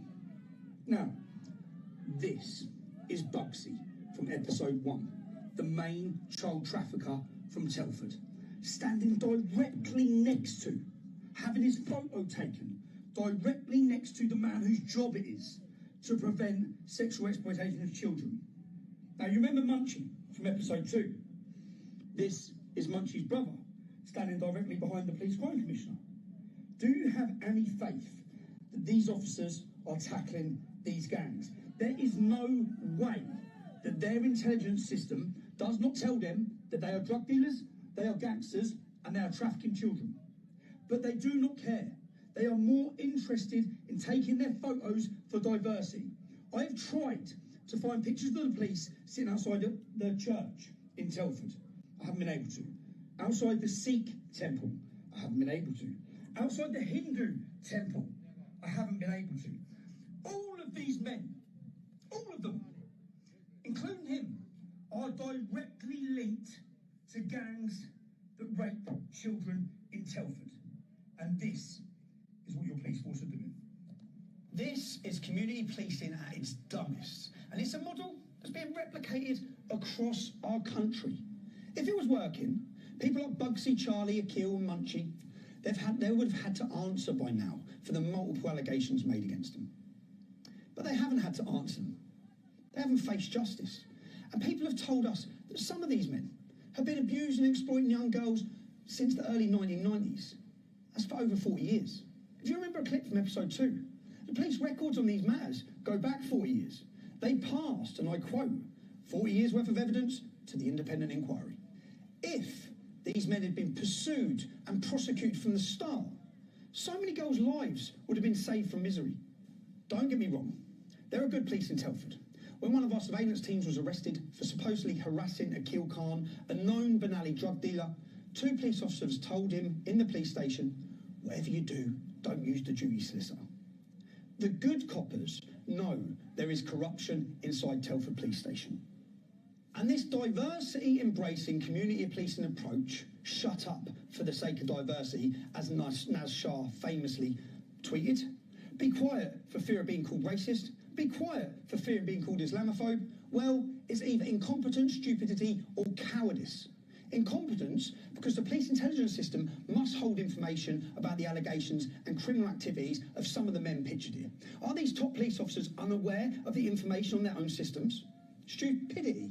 Because if these top police officers know of the criminal activities and the allegations against some of the men, are they really so stupid that they think cozying up for photos is an effective approach smashing gang-related crime in Telford? And cowardice, because the police in Telford are simply not equipped to tackle organised Islamic gangs that are running and ruining the streets of Telford by raping young children and flooding the streets with drugs.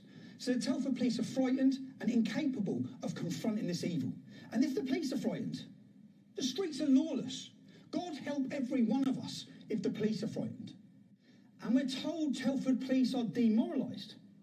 I'll tell you what isn't good for morale. Letting your diversity-driven community policing bullshit stop you doing what you know is right. And I'll tell you what's good for morale. Solving crimes. Real crimes. Rape of children. Drug dealing. Locking up these monsters. That advice is for free, guys. And for the Home Office, you need to get a grip of this. Because it's not just Telford, and it's only going to get worse, as gangs are grounded in an ideology that doesn't recognise English law and democracy. Gangs protected under the shelter of your diversity rainbows, as they expand into the power vacuum created by your limp policing. Your policing paralysed by suicide cultural sensitivities. Well, we can't speak to Becky Watson, because Ahmed Nawaz killed her. But before we go and knock on anyone's door, let's listen to another of Ahmed's victims. But I kind of have a different opinion now than I did before, because Shamil raped me, and then after that all these men literally took advantage of a rape victim, and I always said no, and they always convinced me round, so I think that's rape. I was there for 5 months, and they started raping me a month after I moved in. I went to the party. It was a flat in Wellington. There was about five of the men there, and there was 2 other women that were older than me, and they were both very drunk. And then there was a guy who I thought was a white guy, but that was Dave Vasardi, so he was mixed race. I have said since that I actually wish that I was drunk, because it wouldn't have hurt so much if I was drunk. More warning signs. No sheet on the mattress. No sheet duvet cover on the duvet. And I'm going, oh, why isn't the bed made? Is that because you're a bachelor and you just don't ever make your bed? And he's like, yeah. So I was feeding him his own answers, so he didn't even have to answer. He convinced me to we were going to have sex, and then he convinced me to get naked, and then he wanted to, he suggested doggy style, so then I got into position, and while I was on all fours, instead of having normal sex with me, he raped me anally. I didn't know he was going to do it. He knew what he was about to do.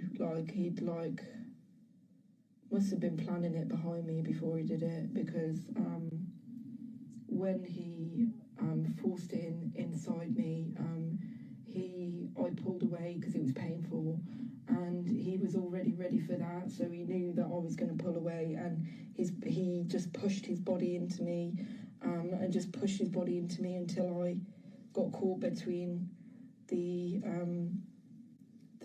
headboard and his body, so my shoulders were all crushed against the headboard, and I couldn't move, and I was screaming at him to stop, because at first I thought he'd just got the wrong hole by accident, but he carried on, and he didn't stop, and it was really painful, and he was really hurting me, and I smashed my head on the headboard, and I just literally I was pinned down until he had finished, and then as soon as he finished, he ran out of the room, and then Manny came in, and I was a bit like shocked, in shock, and a bit like trying to think, what do I do next? And I was just going to put my clothes back on.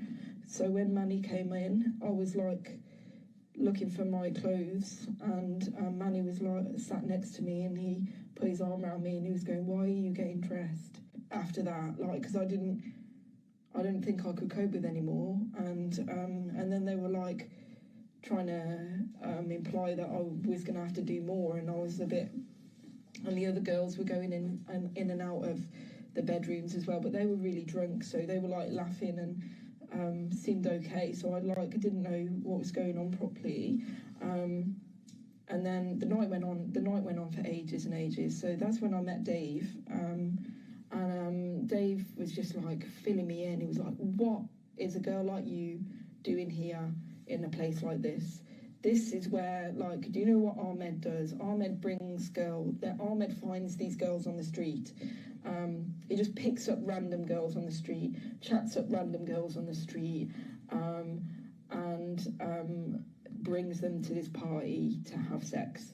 So it's their fault. It's the girl's fault because they came to a party with somebody that they just met. So yeah, Dave was definitely on Ahmed's side, but he was just surprised that a girl like me was there, because from what he knew about me, I wasn't an idiot. So why did I get in the car with Ahmed? Like, the girls that normally get into the car with Ahmed are stupid girls, you know. So I think he was thinking along that line. So he told me that Ahmed brings these girls to the party, gets them drunk, and then has sex with them. But the way that Dave described it to me, it was definitely rape. So he told me that Ahmed, so he was telling me stories, and he was laughing and joking about it when he said it. He was saying, like, girls come out of the room screaming and crying. So he was describing some really disturbing things to me. He said that Ahmed always rapes them anally, and brings the blood, always wears a condom, and brings out the condom to show to his friends in the at the party afterwards. And but Ahmed wanted to know that he'd rape me, so he'd say things like, in reply to that, he'd be like, "Oh yeah, well, it was really turning me on when you were screaming for me to stop." He had invited everybody into the room, all the men into the room, while I was naked in bed, and I was really embarrassed, and I felt like trapped under the covers because I was in a state of shock anyway after being raped by him, and I was kind of I felt like I couldn't get out of the bed because I was naked otherwise, so like I felt trapped in the bed, but nothing happened at that point. But I didn't realise like how normal that was for them. I wasn't expecting it, and I didn't know how to deal with it. So when Dave was like telling me he knew me and telling me that things about Ahmed and stuff, then I thought Dave would help me. So I sat next to him the whole time, and I wouldn't let anyone else talk to me. And he said he was going to take me home. So I got a bit excited about that. And because the thing is, I was going to escape anyway, but when he offered to take me home, I thought that was a better solution. I was going to leave. I thought we got up to go, and I thought we were going, but he just took me into one of the other rooms, and I was so disappointed.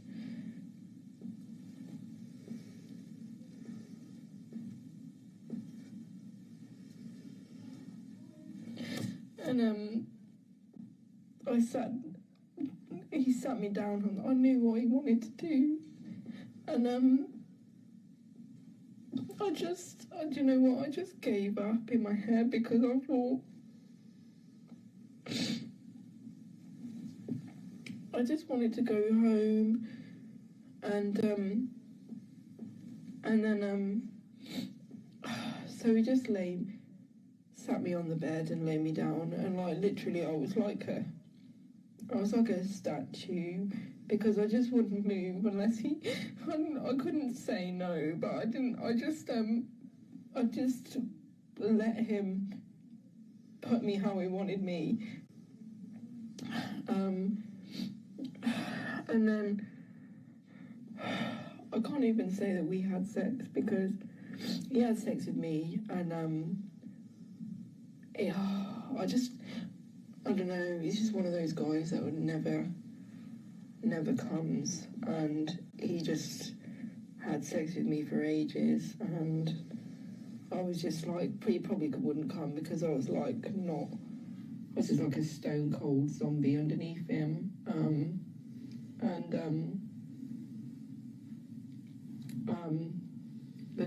he was used a condom. The condom dried out. I could feel it was all dry, and I wasn't enjoying it at all. Like, not that you're supposed to anyway.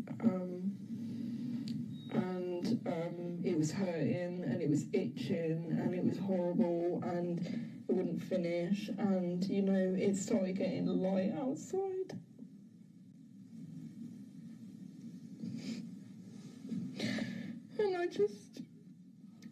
And I felt dead inside, honestly, because like, who would even put up with that? Like, there's no point to it. Like, I couldn't even say anything. I couldn't even complain.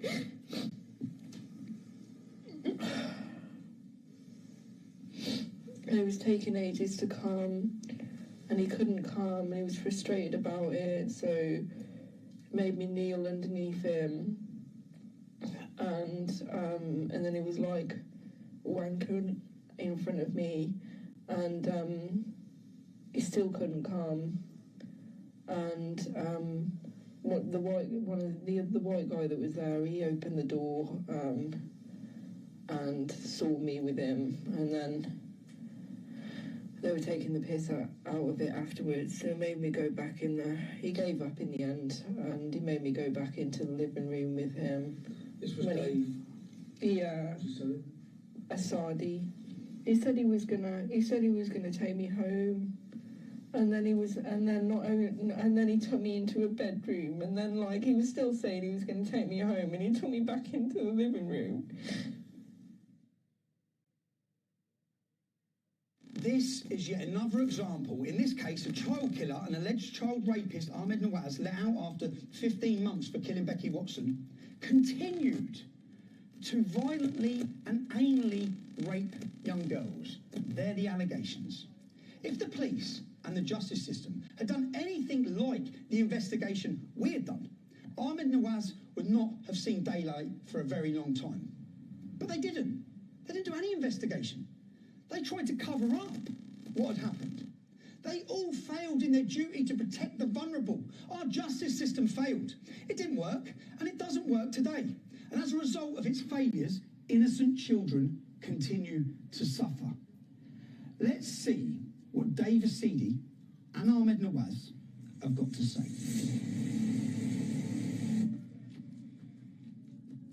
Dave?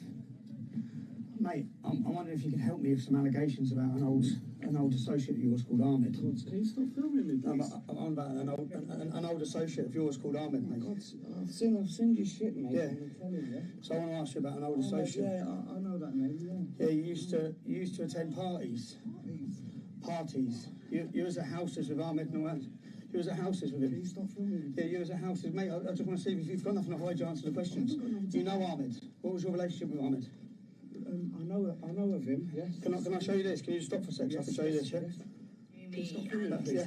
Stop, please. Look, can you watch this? Can you watch this? Why is he filming? Can you watch this? Listen. Yeah. Listen to it. Get around the front.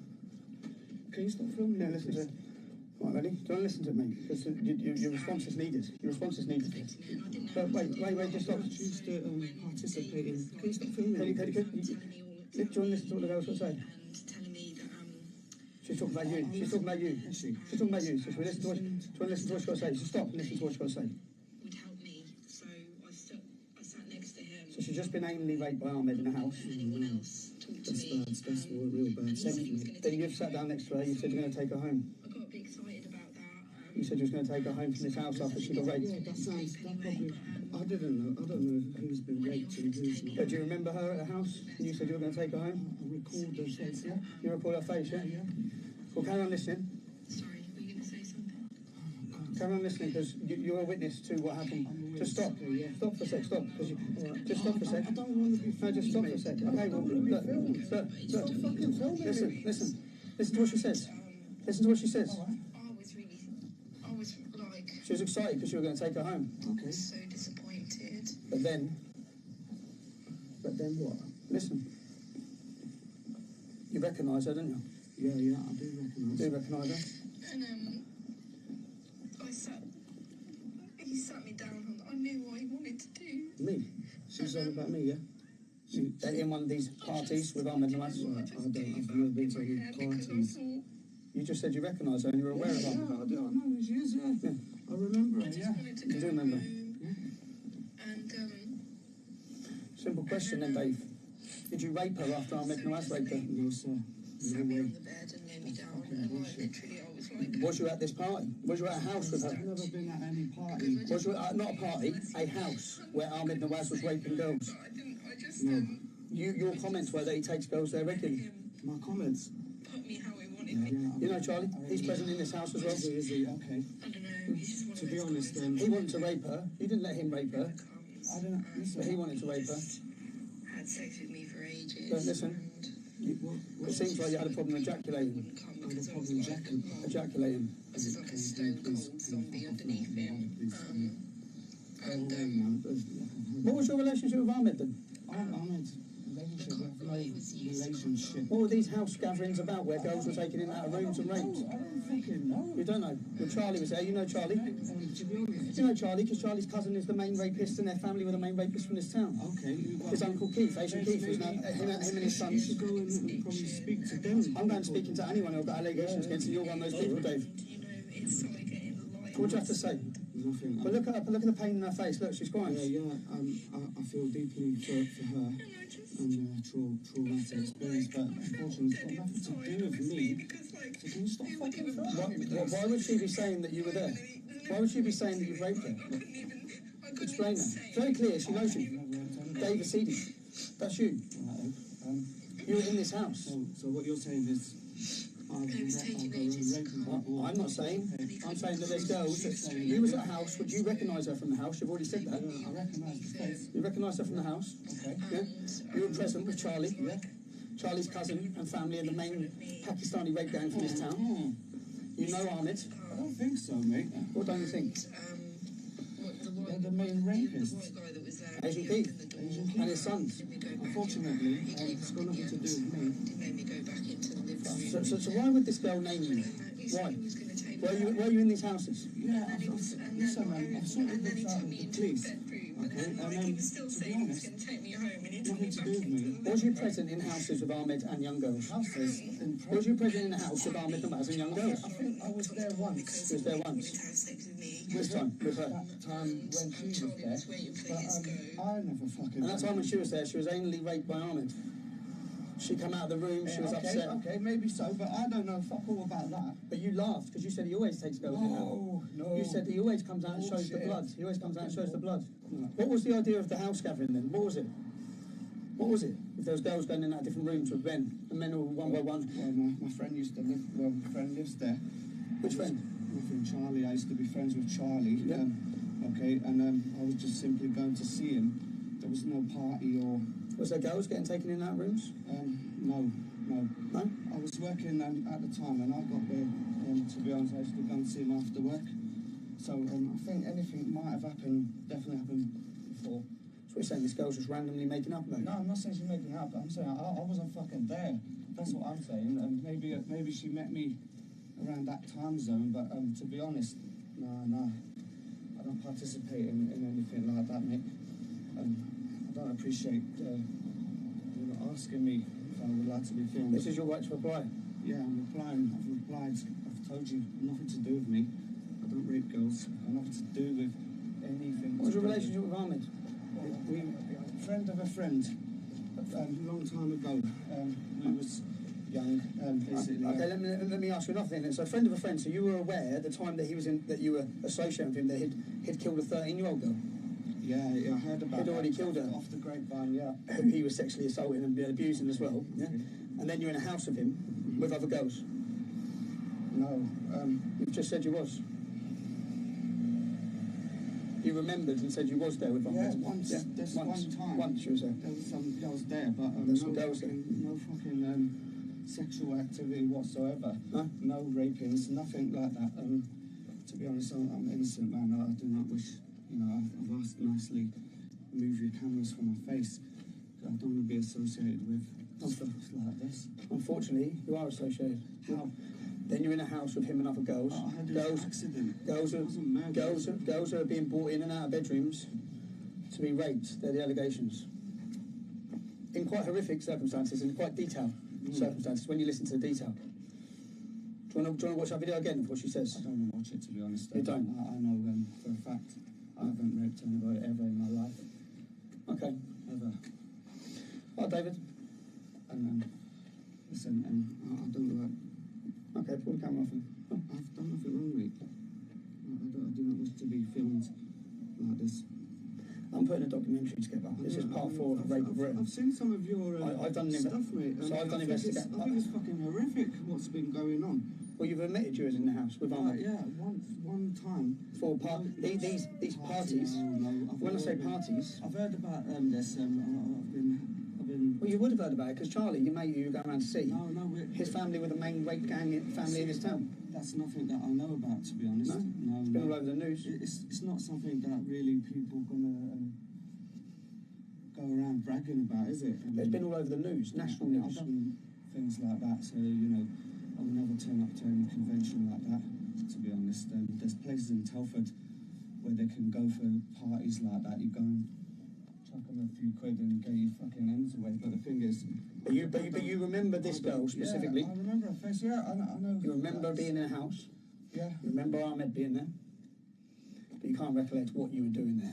I was definitely doing nothing out of the ordinary. Nothing sexually. It was nothing like that. On the night of. Okay. All right. Thank you. Okay, mate. Thank you. Can you ask him to stop filming, please? I don't want to talk to you without, I want to talk about the camera. Go on, put the camera down. I want to speak to you. Put the camera down for a second. Just tell you, look, I'm a family man, and look, I've been with my missus now for fucking 20 fucking years. I've got a daughter who's 11. I don't condone action like this. I never have. Do you think maybe you should have? I know that you know what's gone on, yeah. So don't you think you should have given evidence against Ahmed Nawaz? I heard what's gone on from the police. I didn't hear what's gone on from these people. I'm here to ask you questions. I believe the public are going to watch the allegations from this lady. So I'm going to be on this documentary now. You are. You're in episode 4. Serious? You're an associate of Ahmed Nawaz. You're an associate of Charlie. I thought I cleared this up with the police. Do you know how many men have got away with raping children in this town? From the police. I've seen your documentary. It scares me. You've been watching the films, have you? I have been watching your stuff, mate, because I've got a daughter at home. I'm quite not because you were friends with one of the main rapists. No, I don't know. And you're aware of parties that you've attended. No. That was a pure accident. I think some bad stuff was going on because I found out from police. Oh, you found out from police? You had no idea at the time? I didn't know. When you hang around associating with all these men, you had no idea what they were up to? No, I didn't know what their agenda was whatsoever, but I can tell you now, I'm not friends with any of these people now. I was young, I have no judgment, do you know what I mean? Like, I was just there, that's it, but I wasn't there. You was just there? Stuff was going on, like, I used to go and see him for a cup of tea regularly, once a week, yeah? I used to go and see him for a cup of tea, and I went to see him, and they brought girls round. There was girls there one occasion, and some bad stuff must have happened. Nothing to do with me. How many girls were there? On the occasion you were there? And I can't remember. It's going back about 15, 20 years. Do you remember how intoxicated the girls were? I can remember not a lot, to be honest, about the night, but there wasn't that intoxicated. There was like... How many girls were there? How old were the girls? Bearing in mind I spoke to them. I don't know, I wasn't chatting them up, to be honest. You wasn't chatting them up? No. So you were in a house, you didn't think it was strange, there's underage girls in there? I did think it was a bit peculiar. I was sort of saying, who the fuck are these people, And what was the answer? Because they were getting taken in and out of rooms. I don't know about the taking in and out of rooms, and I don't know anything about that, to be honest. There's places we can go around here. Everybody knows where it is as well. For that sort Doesn't change the fact that vulnerable young girls were taken in and out of houses. Yeah, that you yeah, were present, and at the time you were present in the house. Yeah, and there's allegations against you. I wasn't there, to be honest, when that horrible stuff was going on. You wasn't there. No, can we walk? Fine. I feel provoked now. I've done nothing wrong, mate, and I just got to let you know, Tommy, that you got this one wrong. Well, your answer will be in the episode, okay? Will it? What you're saying will go into your answer here. I don't want to be associated. I know you don't want to be associated, but what you've done so far is you recognise the girl, you remember being there, you know Ahmed, you know their cousin's a rapist, and you know that young girls have been taken in and out of rooms at a house that you were present at, and you're a bit confused about it. Yeah, because I got into a bit of trouble over that stuff that night, and the thing What trouble did you get into over that? With the police, like, they basically come around saying, what happened this, what happened? I said, nothing's happened. Not with my presence, nothing happened while I was there. And then whatever the badness happened must have happened without me being there. Are you saying that you was totally unaware, after Ahmed Nawaz had already killed a 13-year-old child, you were totally unaware of what those men were, crimes they were committing as a family? Are you saying you were totally unaware of that stuff? Yeah, 100%. I find that difficult to believe when you're in a house where they're bringing in girls. No. You was in the house, you've admitted that, where they were bringing girls, underage girls, in their bedrooms, but you didn't realise anything was happening. Is that what you're saying? You're still filming. Is that what you're saying? You was in a house, Ahmed Nawaz, their cousins, all the rape gang, were bringing young girls. I'm unaware of them. You said you was aware you were there, and they were bringing young girls in and out of bedrooms, but what you're saying is you were totally unaware of what was happening to the girls in the bedrooms. No, I didn't see the girls coming in their bedrooms or anything like that. I didn't see anything like that. No? To be honest, no. I don't condone action like that. I'm not totally not into that stuff. To be honest, you know. Can you stop filming though? They're filming. It's not. They're filming. For security. You know? It is, mate. It's for security. This sort of stuff, it's nothing to do with me. It's nothing to do with you, but you have already confirmed you were present at the house. Yeah, but that's not my fault. That's nothing to do with rape and girls and young girls. I just used to go there anyways. I used to go to share a cup of tea with my old friend Charlie from back in the days when I was young. I went there the one day. Yes, there was a few girls there. There wasn't underage. To my knowledge, they look old. They look old enough, to be honest, to me. So this girl here, you're saying, she's totally making every single thing up. Is she? No, I'm not saying that. I believe her, to be honest, but the thing is... well, you believe her. Well, her allegation is you took her into a room after Ahmed Nawaz had raped her and you raped her. Yeah. Okay, I didn't rape her one bit. Did you have sex with her? Listen. Did you have sex with her? No, listen. Did you do anything sexual? I'm not answering your questions, mate. Did you do anything sexual with her? We can sort this out. Simple question. Did you do anything sexual with her? We can sort this out in court. Dave, did you do anything sexual with her? We can sort this out in court. Did you do anything sexual with her? I've seen in court. Did you do anything sexual with her? I've seen in court. Answer the question. If you've got nothing to hide, did you do anything sexual with her? Did you do anything sexual with her? Yes or no? Listen, simple answer, yes or no. Why are you dodging that question? I'm not dodging. Did you do anything sexual? Did you do anything sexual with her? I've answered you. Did you do anything sexual with her? Why are you asking me these questions? A bit personal. Did you have sex with her? No, I'm not answering your questions. You're not answering my questions. You're finishing. I've answered your See you later, Dave. See you later. Listen, mate, why do you want to know who I've had sex with? Because she was in a room after being raped by Ahmed Nawaz. You've told me. So, and I'm asking you a simple question. Did you that evening have sex with her? Well, why do you want to know who I've had sex with? You're in a house with vulnerable women. Yeah, I didn't know that they're vulnerable women or who's vulnerable and who's not vulnerable. I went in the house one time. I've told you. And did you have sex with her? I've told you. Did you have sex with her? Listen, I've had sex plenty of times, mate. Did you rape that girl in the house? No way. Did you have sex with that girl in the house? No way. Did you have sex with that girl in the house? No. Is your opinion of it that it wasn't rape because your opinion is it there was consensual? Consensual, okay. Did you have sex with her in the house? I've never had sex that's not consensual. And did you have sex with her in that house? Listen, no. I've never had sex that's not consensual. That's all I've got to say. Okay, Dave, thank you. All right, mate.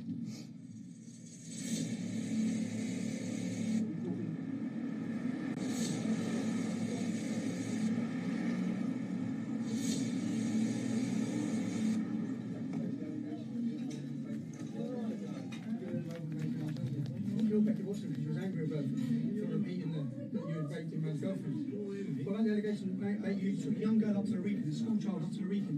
You You ejaculated in her face and then you urinated in her face. What do you have to say to that allegation? I'm here to ask you a question. I have multiple young girls, school children on camera. I have multiple young girls who allege that you're involved in raping them and prostituting them. Even after coming out of jail after the Becky Watson, you continue to anally rape children. Your thing was anal, wasn't it? I have multiple young children who name you, who did not know each other. You're involved in the prostitution of raping young children. How many people in here know that this man is a 13-year-old child? How many people, unsuspecting people, are sitting in these businesses eating food in your premises and they don't know the serious allegations that are put against you, Ahmed? What do you have to say? Tell me what you have to say.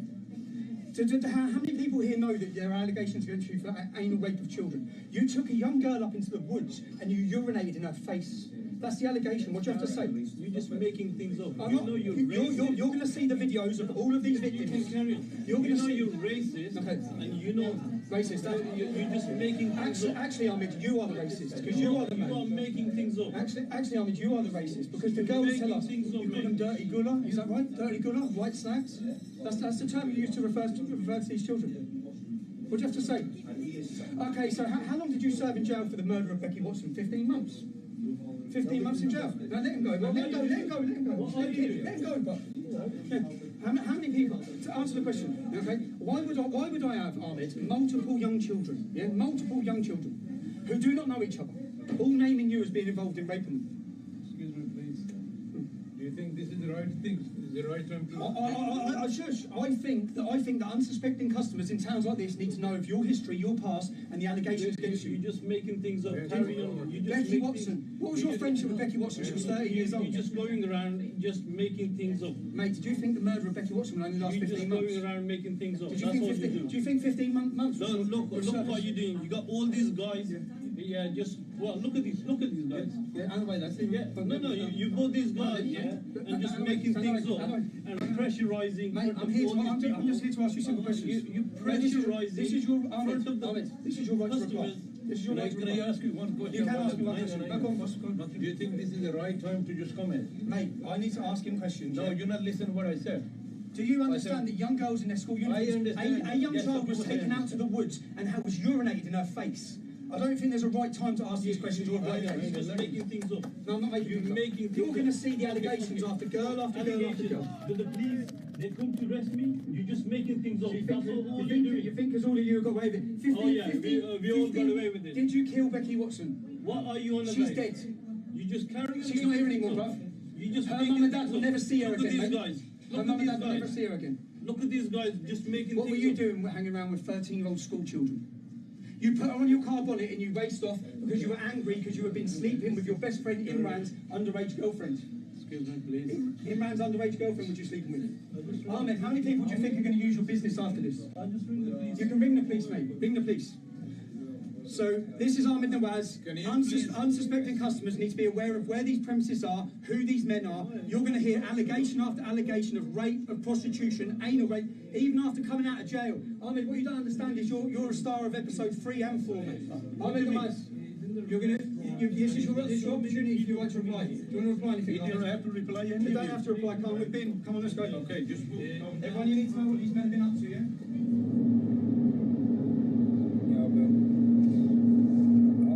Sorry it's late, it's Tommy Robinson. Just giving you the heads up. We just caught up with Ahmed Nawaz in a restaurant that he's been running. So we were surprised, very surprised. So all the customers in the restaurant to hear of who he is and the allegations against him. I just thought I'd give you the heads up.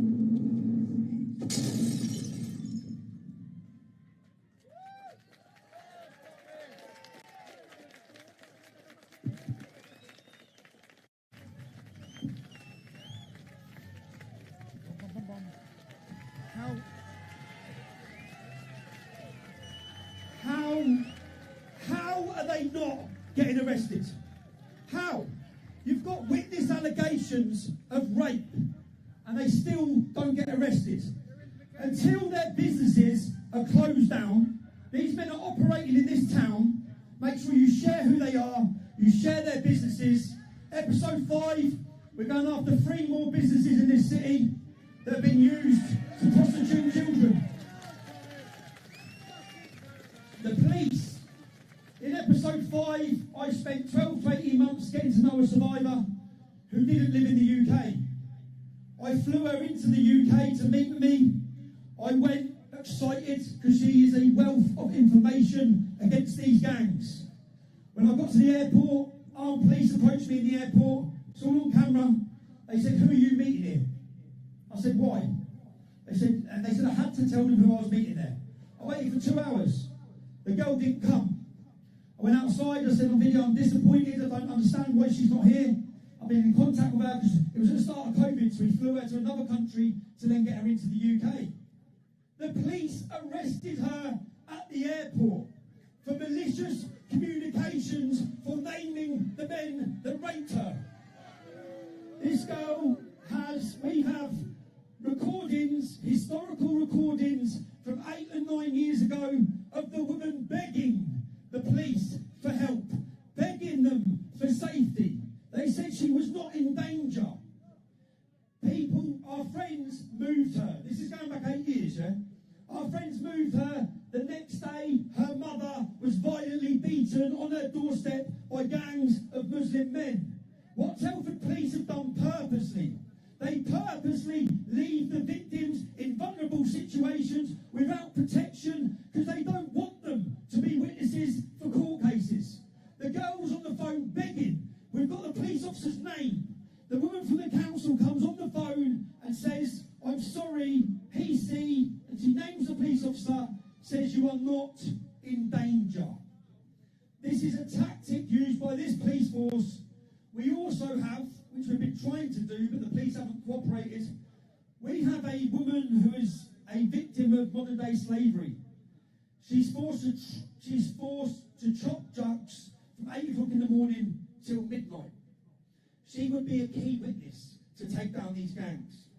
But the police are not interested. They just want to lock her up for the crime of being a victim.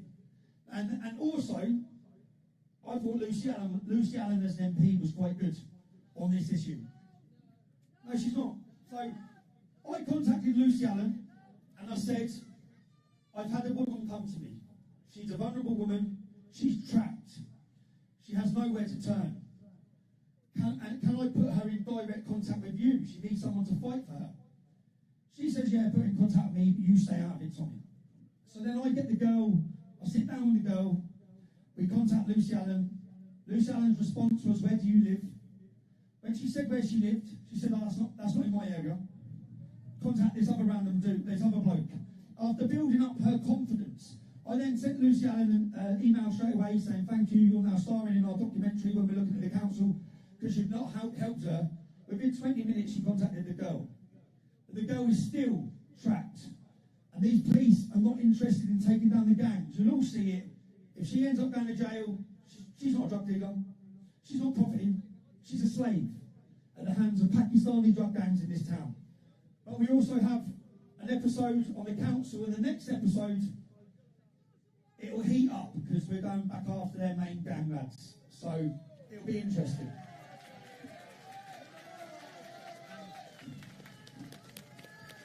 If you're one of the people that putting that together, I know I get a bit disappointed by the viewings on some of them, but we are creating a box set which will then promote the box set. It will always be there. There'll be 8 series in Telford.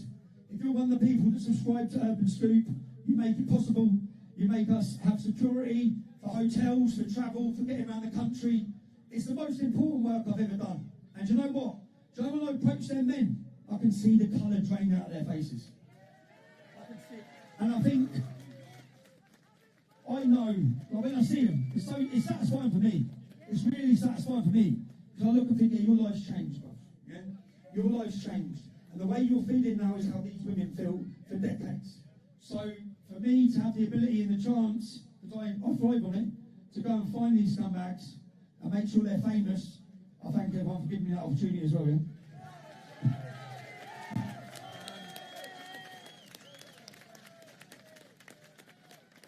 I think the next one, we'll release a date for the next one, but we're also giving a presentation in the European Parliament, and I'm going to make it about Islamic immigration. And you see, these men and the crimes they're committing, we just keep importing more and more and more.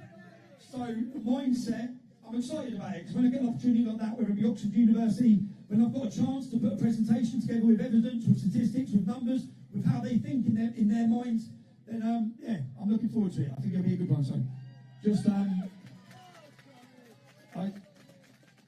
just thanks everyone for taking the time to come here as well. Yeah, thank you everyone.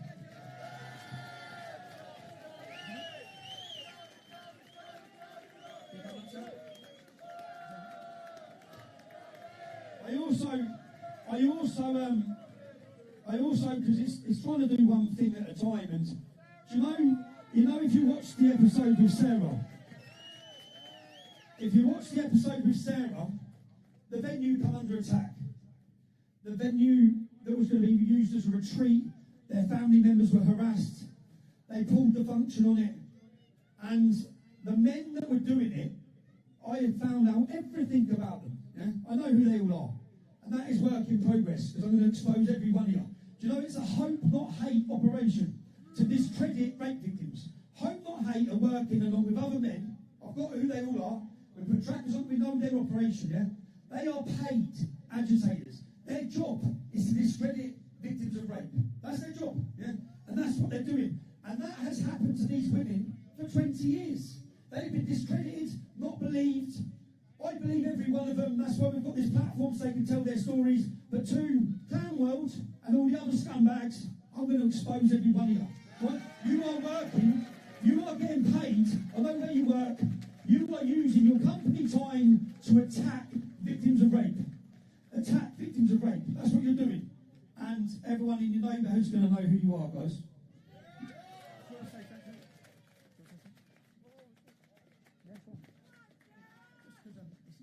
Hello! Nice to see you all. Bit stuck for words now. I'm not used to being on the stage. Thank you for all of your support, and I mean that from the bottom of my heart. All of the donations that you've made, just ignore the little trolls. They're not worth it. They're not worth it. I was having my ass, to be honest. We will take them down. That's my next mission. So thank you all, and I'll see you all again. I think, do you know, because I know Sarah's not saying there, do you know the effect they have, these men? The effect they have. They take little pieces, bearing in mind that we do interviews that are 3 or 4 hours long.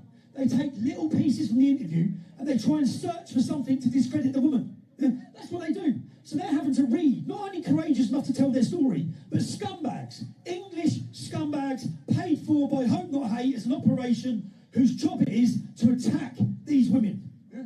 And everyone, that's why I know I'm going to find you. Yeah, I know where you are. But I just, when I get round to it, everyone's going to know that your job is to attack victims of rape. And the reason that so many of these women didn't come forward in the first place, the reason it was hidden for so long, is because they weren't believed.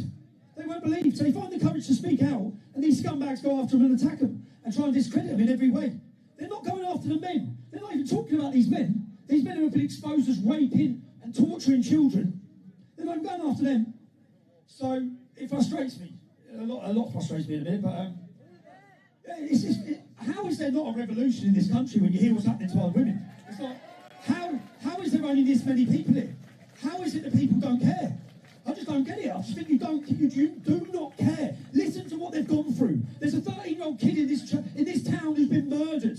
Yeah? No one cares. The man's walking around the street. No one gives a shit. It's insane. We have become such a selfish nation of people who do not care. No one even wants to comment about it. They should be getting chased out of this town every bloody day. Instead, they're running it. And, yeah, we can, thanks everyone for coming, and, yeah, I'll see you soon. One more thing. As he just said, we lost the retreat, which that meant a lot to me. And the week that we lost the retreat, I just started supporting a man. He's in trauma as we speak. It's absolutely a horrendous story that I can't go into. But he really needed that place. So if anybody out there has got anything that can help us, where we can possibly do a bit of therapy for this person, or then please just help us, because I can't do this on my own. Thank you, Al. You're a star. But yeah, please, if you can help, please do help. Thank you. And a big round of applause for Tommy.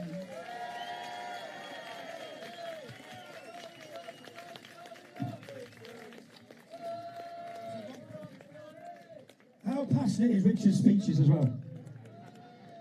Good afternoon, all. Wendell Daniel from Street Mike coming to you. Well, we've seen it all live today, and direct haven't we? from Telford. And I think the Don't police forget- in Telford could take a lesson from Tommy Robbins on how to interview someone.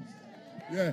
I mean, poor David, completely folded under questioning. So maybe the police need to get David Asidi back in and ask him a few more leading questions and see if he confesses to raping one of our brave survivors. Let's get David Asidi nicked.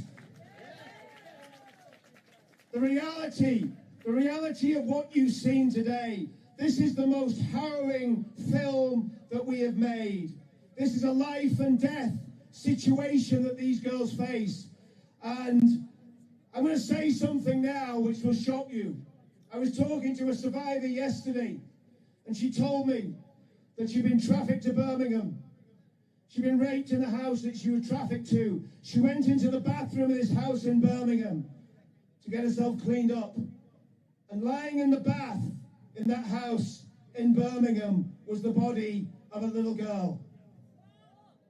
How many of the daughters of England that have disappeared without trace? How many of them have been murdered by this vile, disgusting Pakistani Muslim mafia? It needs to be taken down, and the people standing behind you on the horses and the high-vis vests, they need to do their jobs. They need to get these guys arrested and locked up. See you all at the next demo.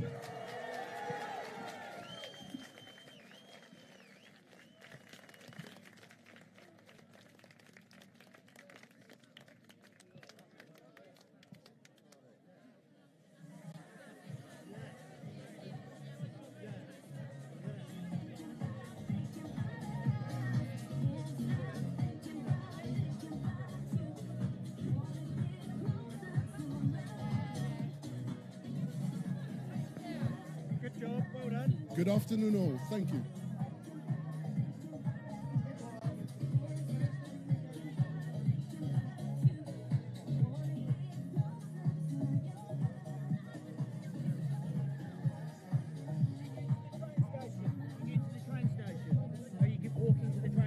I will eventually, yeah. Need an hand? I'm cool, man, yeah.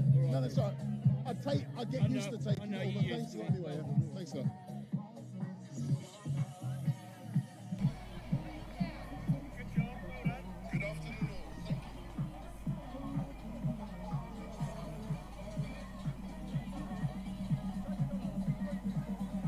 There we have it, people.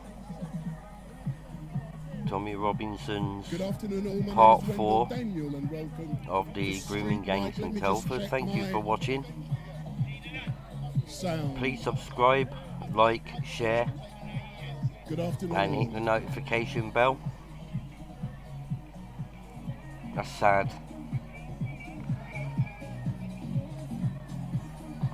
When are the police force going to take action? This has been going on way too long.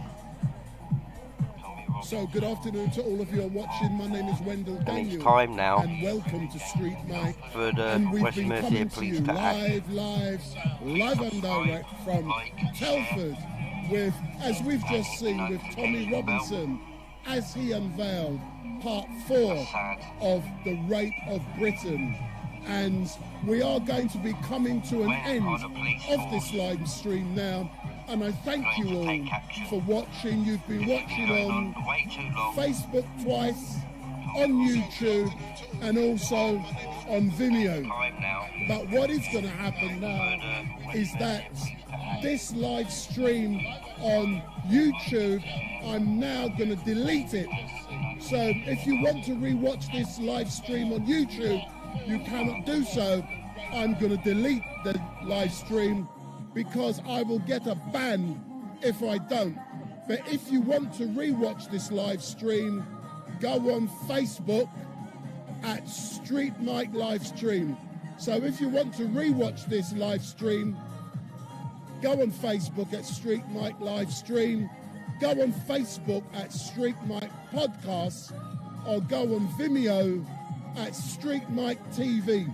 So if you want to rewatch this live stream, go on Facebook at Street Mike Podcast, or go on Facebook again at Street Mike Live Stream. And as we can see, the riot horses, let me get the police in the background. They don't worry me at all. It's time now for the police to take action and to bring some closure we are going to be coming for to the an victims end now, of the and Telford we have grooming seen gang. Tommy Robinson unveil part 4 of his provocative documentary called The Rape of Britain. And I've already interviewed Tommy Robinson, and you can find that interview on this live stream right at the start. So I've already interviewed Tommy Robinson, but when I shut down, I am going to delete this live stream from YouTube. If not, I will get a ban. So I'm now going to delete this from YouTube. Go on Facebook and you can watch Street Mike live stream.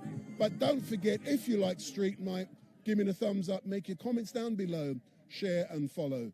And it was great to be down here today. Tomorrow, we are going to be at Speaker's Corner in London. And I've spoken to Tommy Robinson about Ali Darwar and all of those heavyweights down at Speaker's Corner.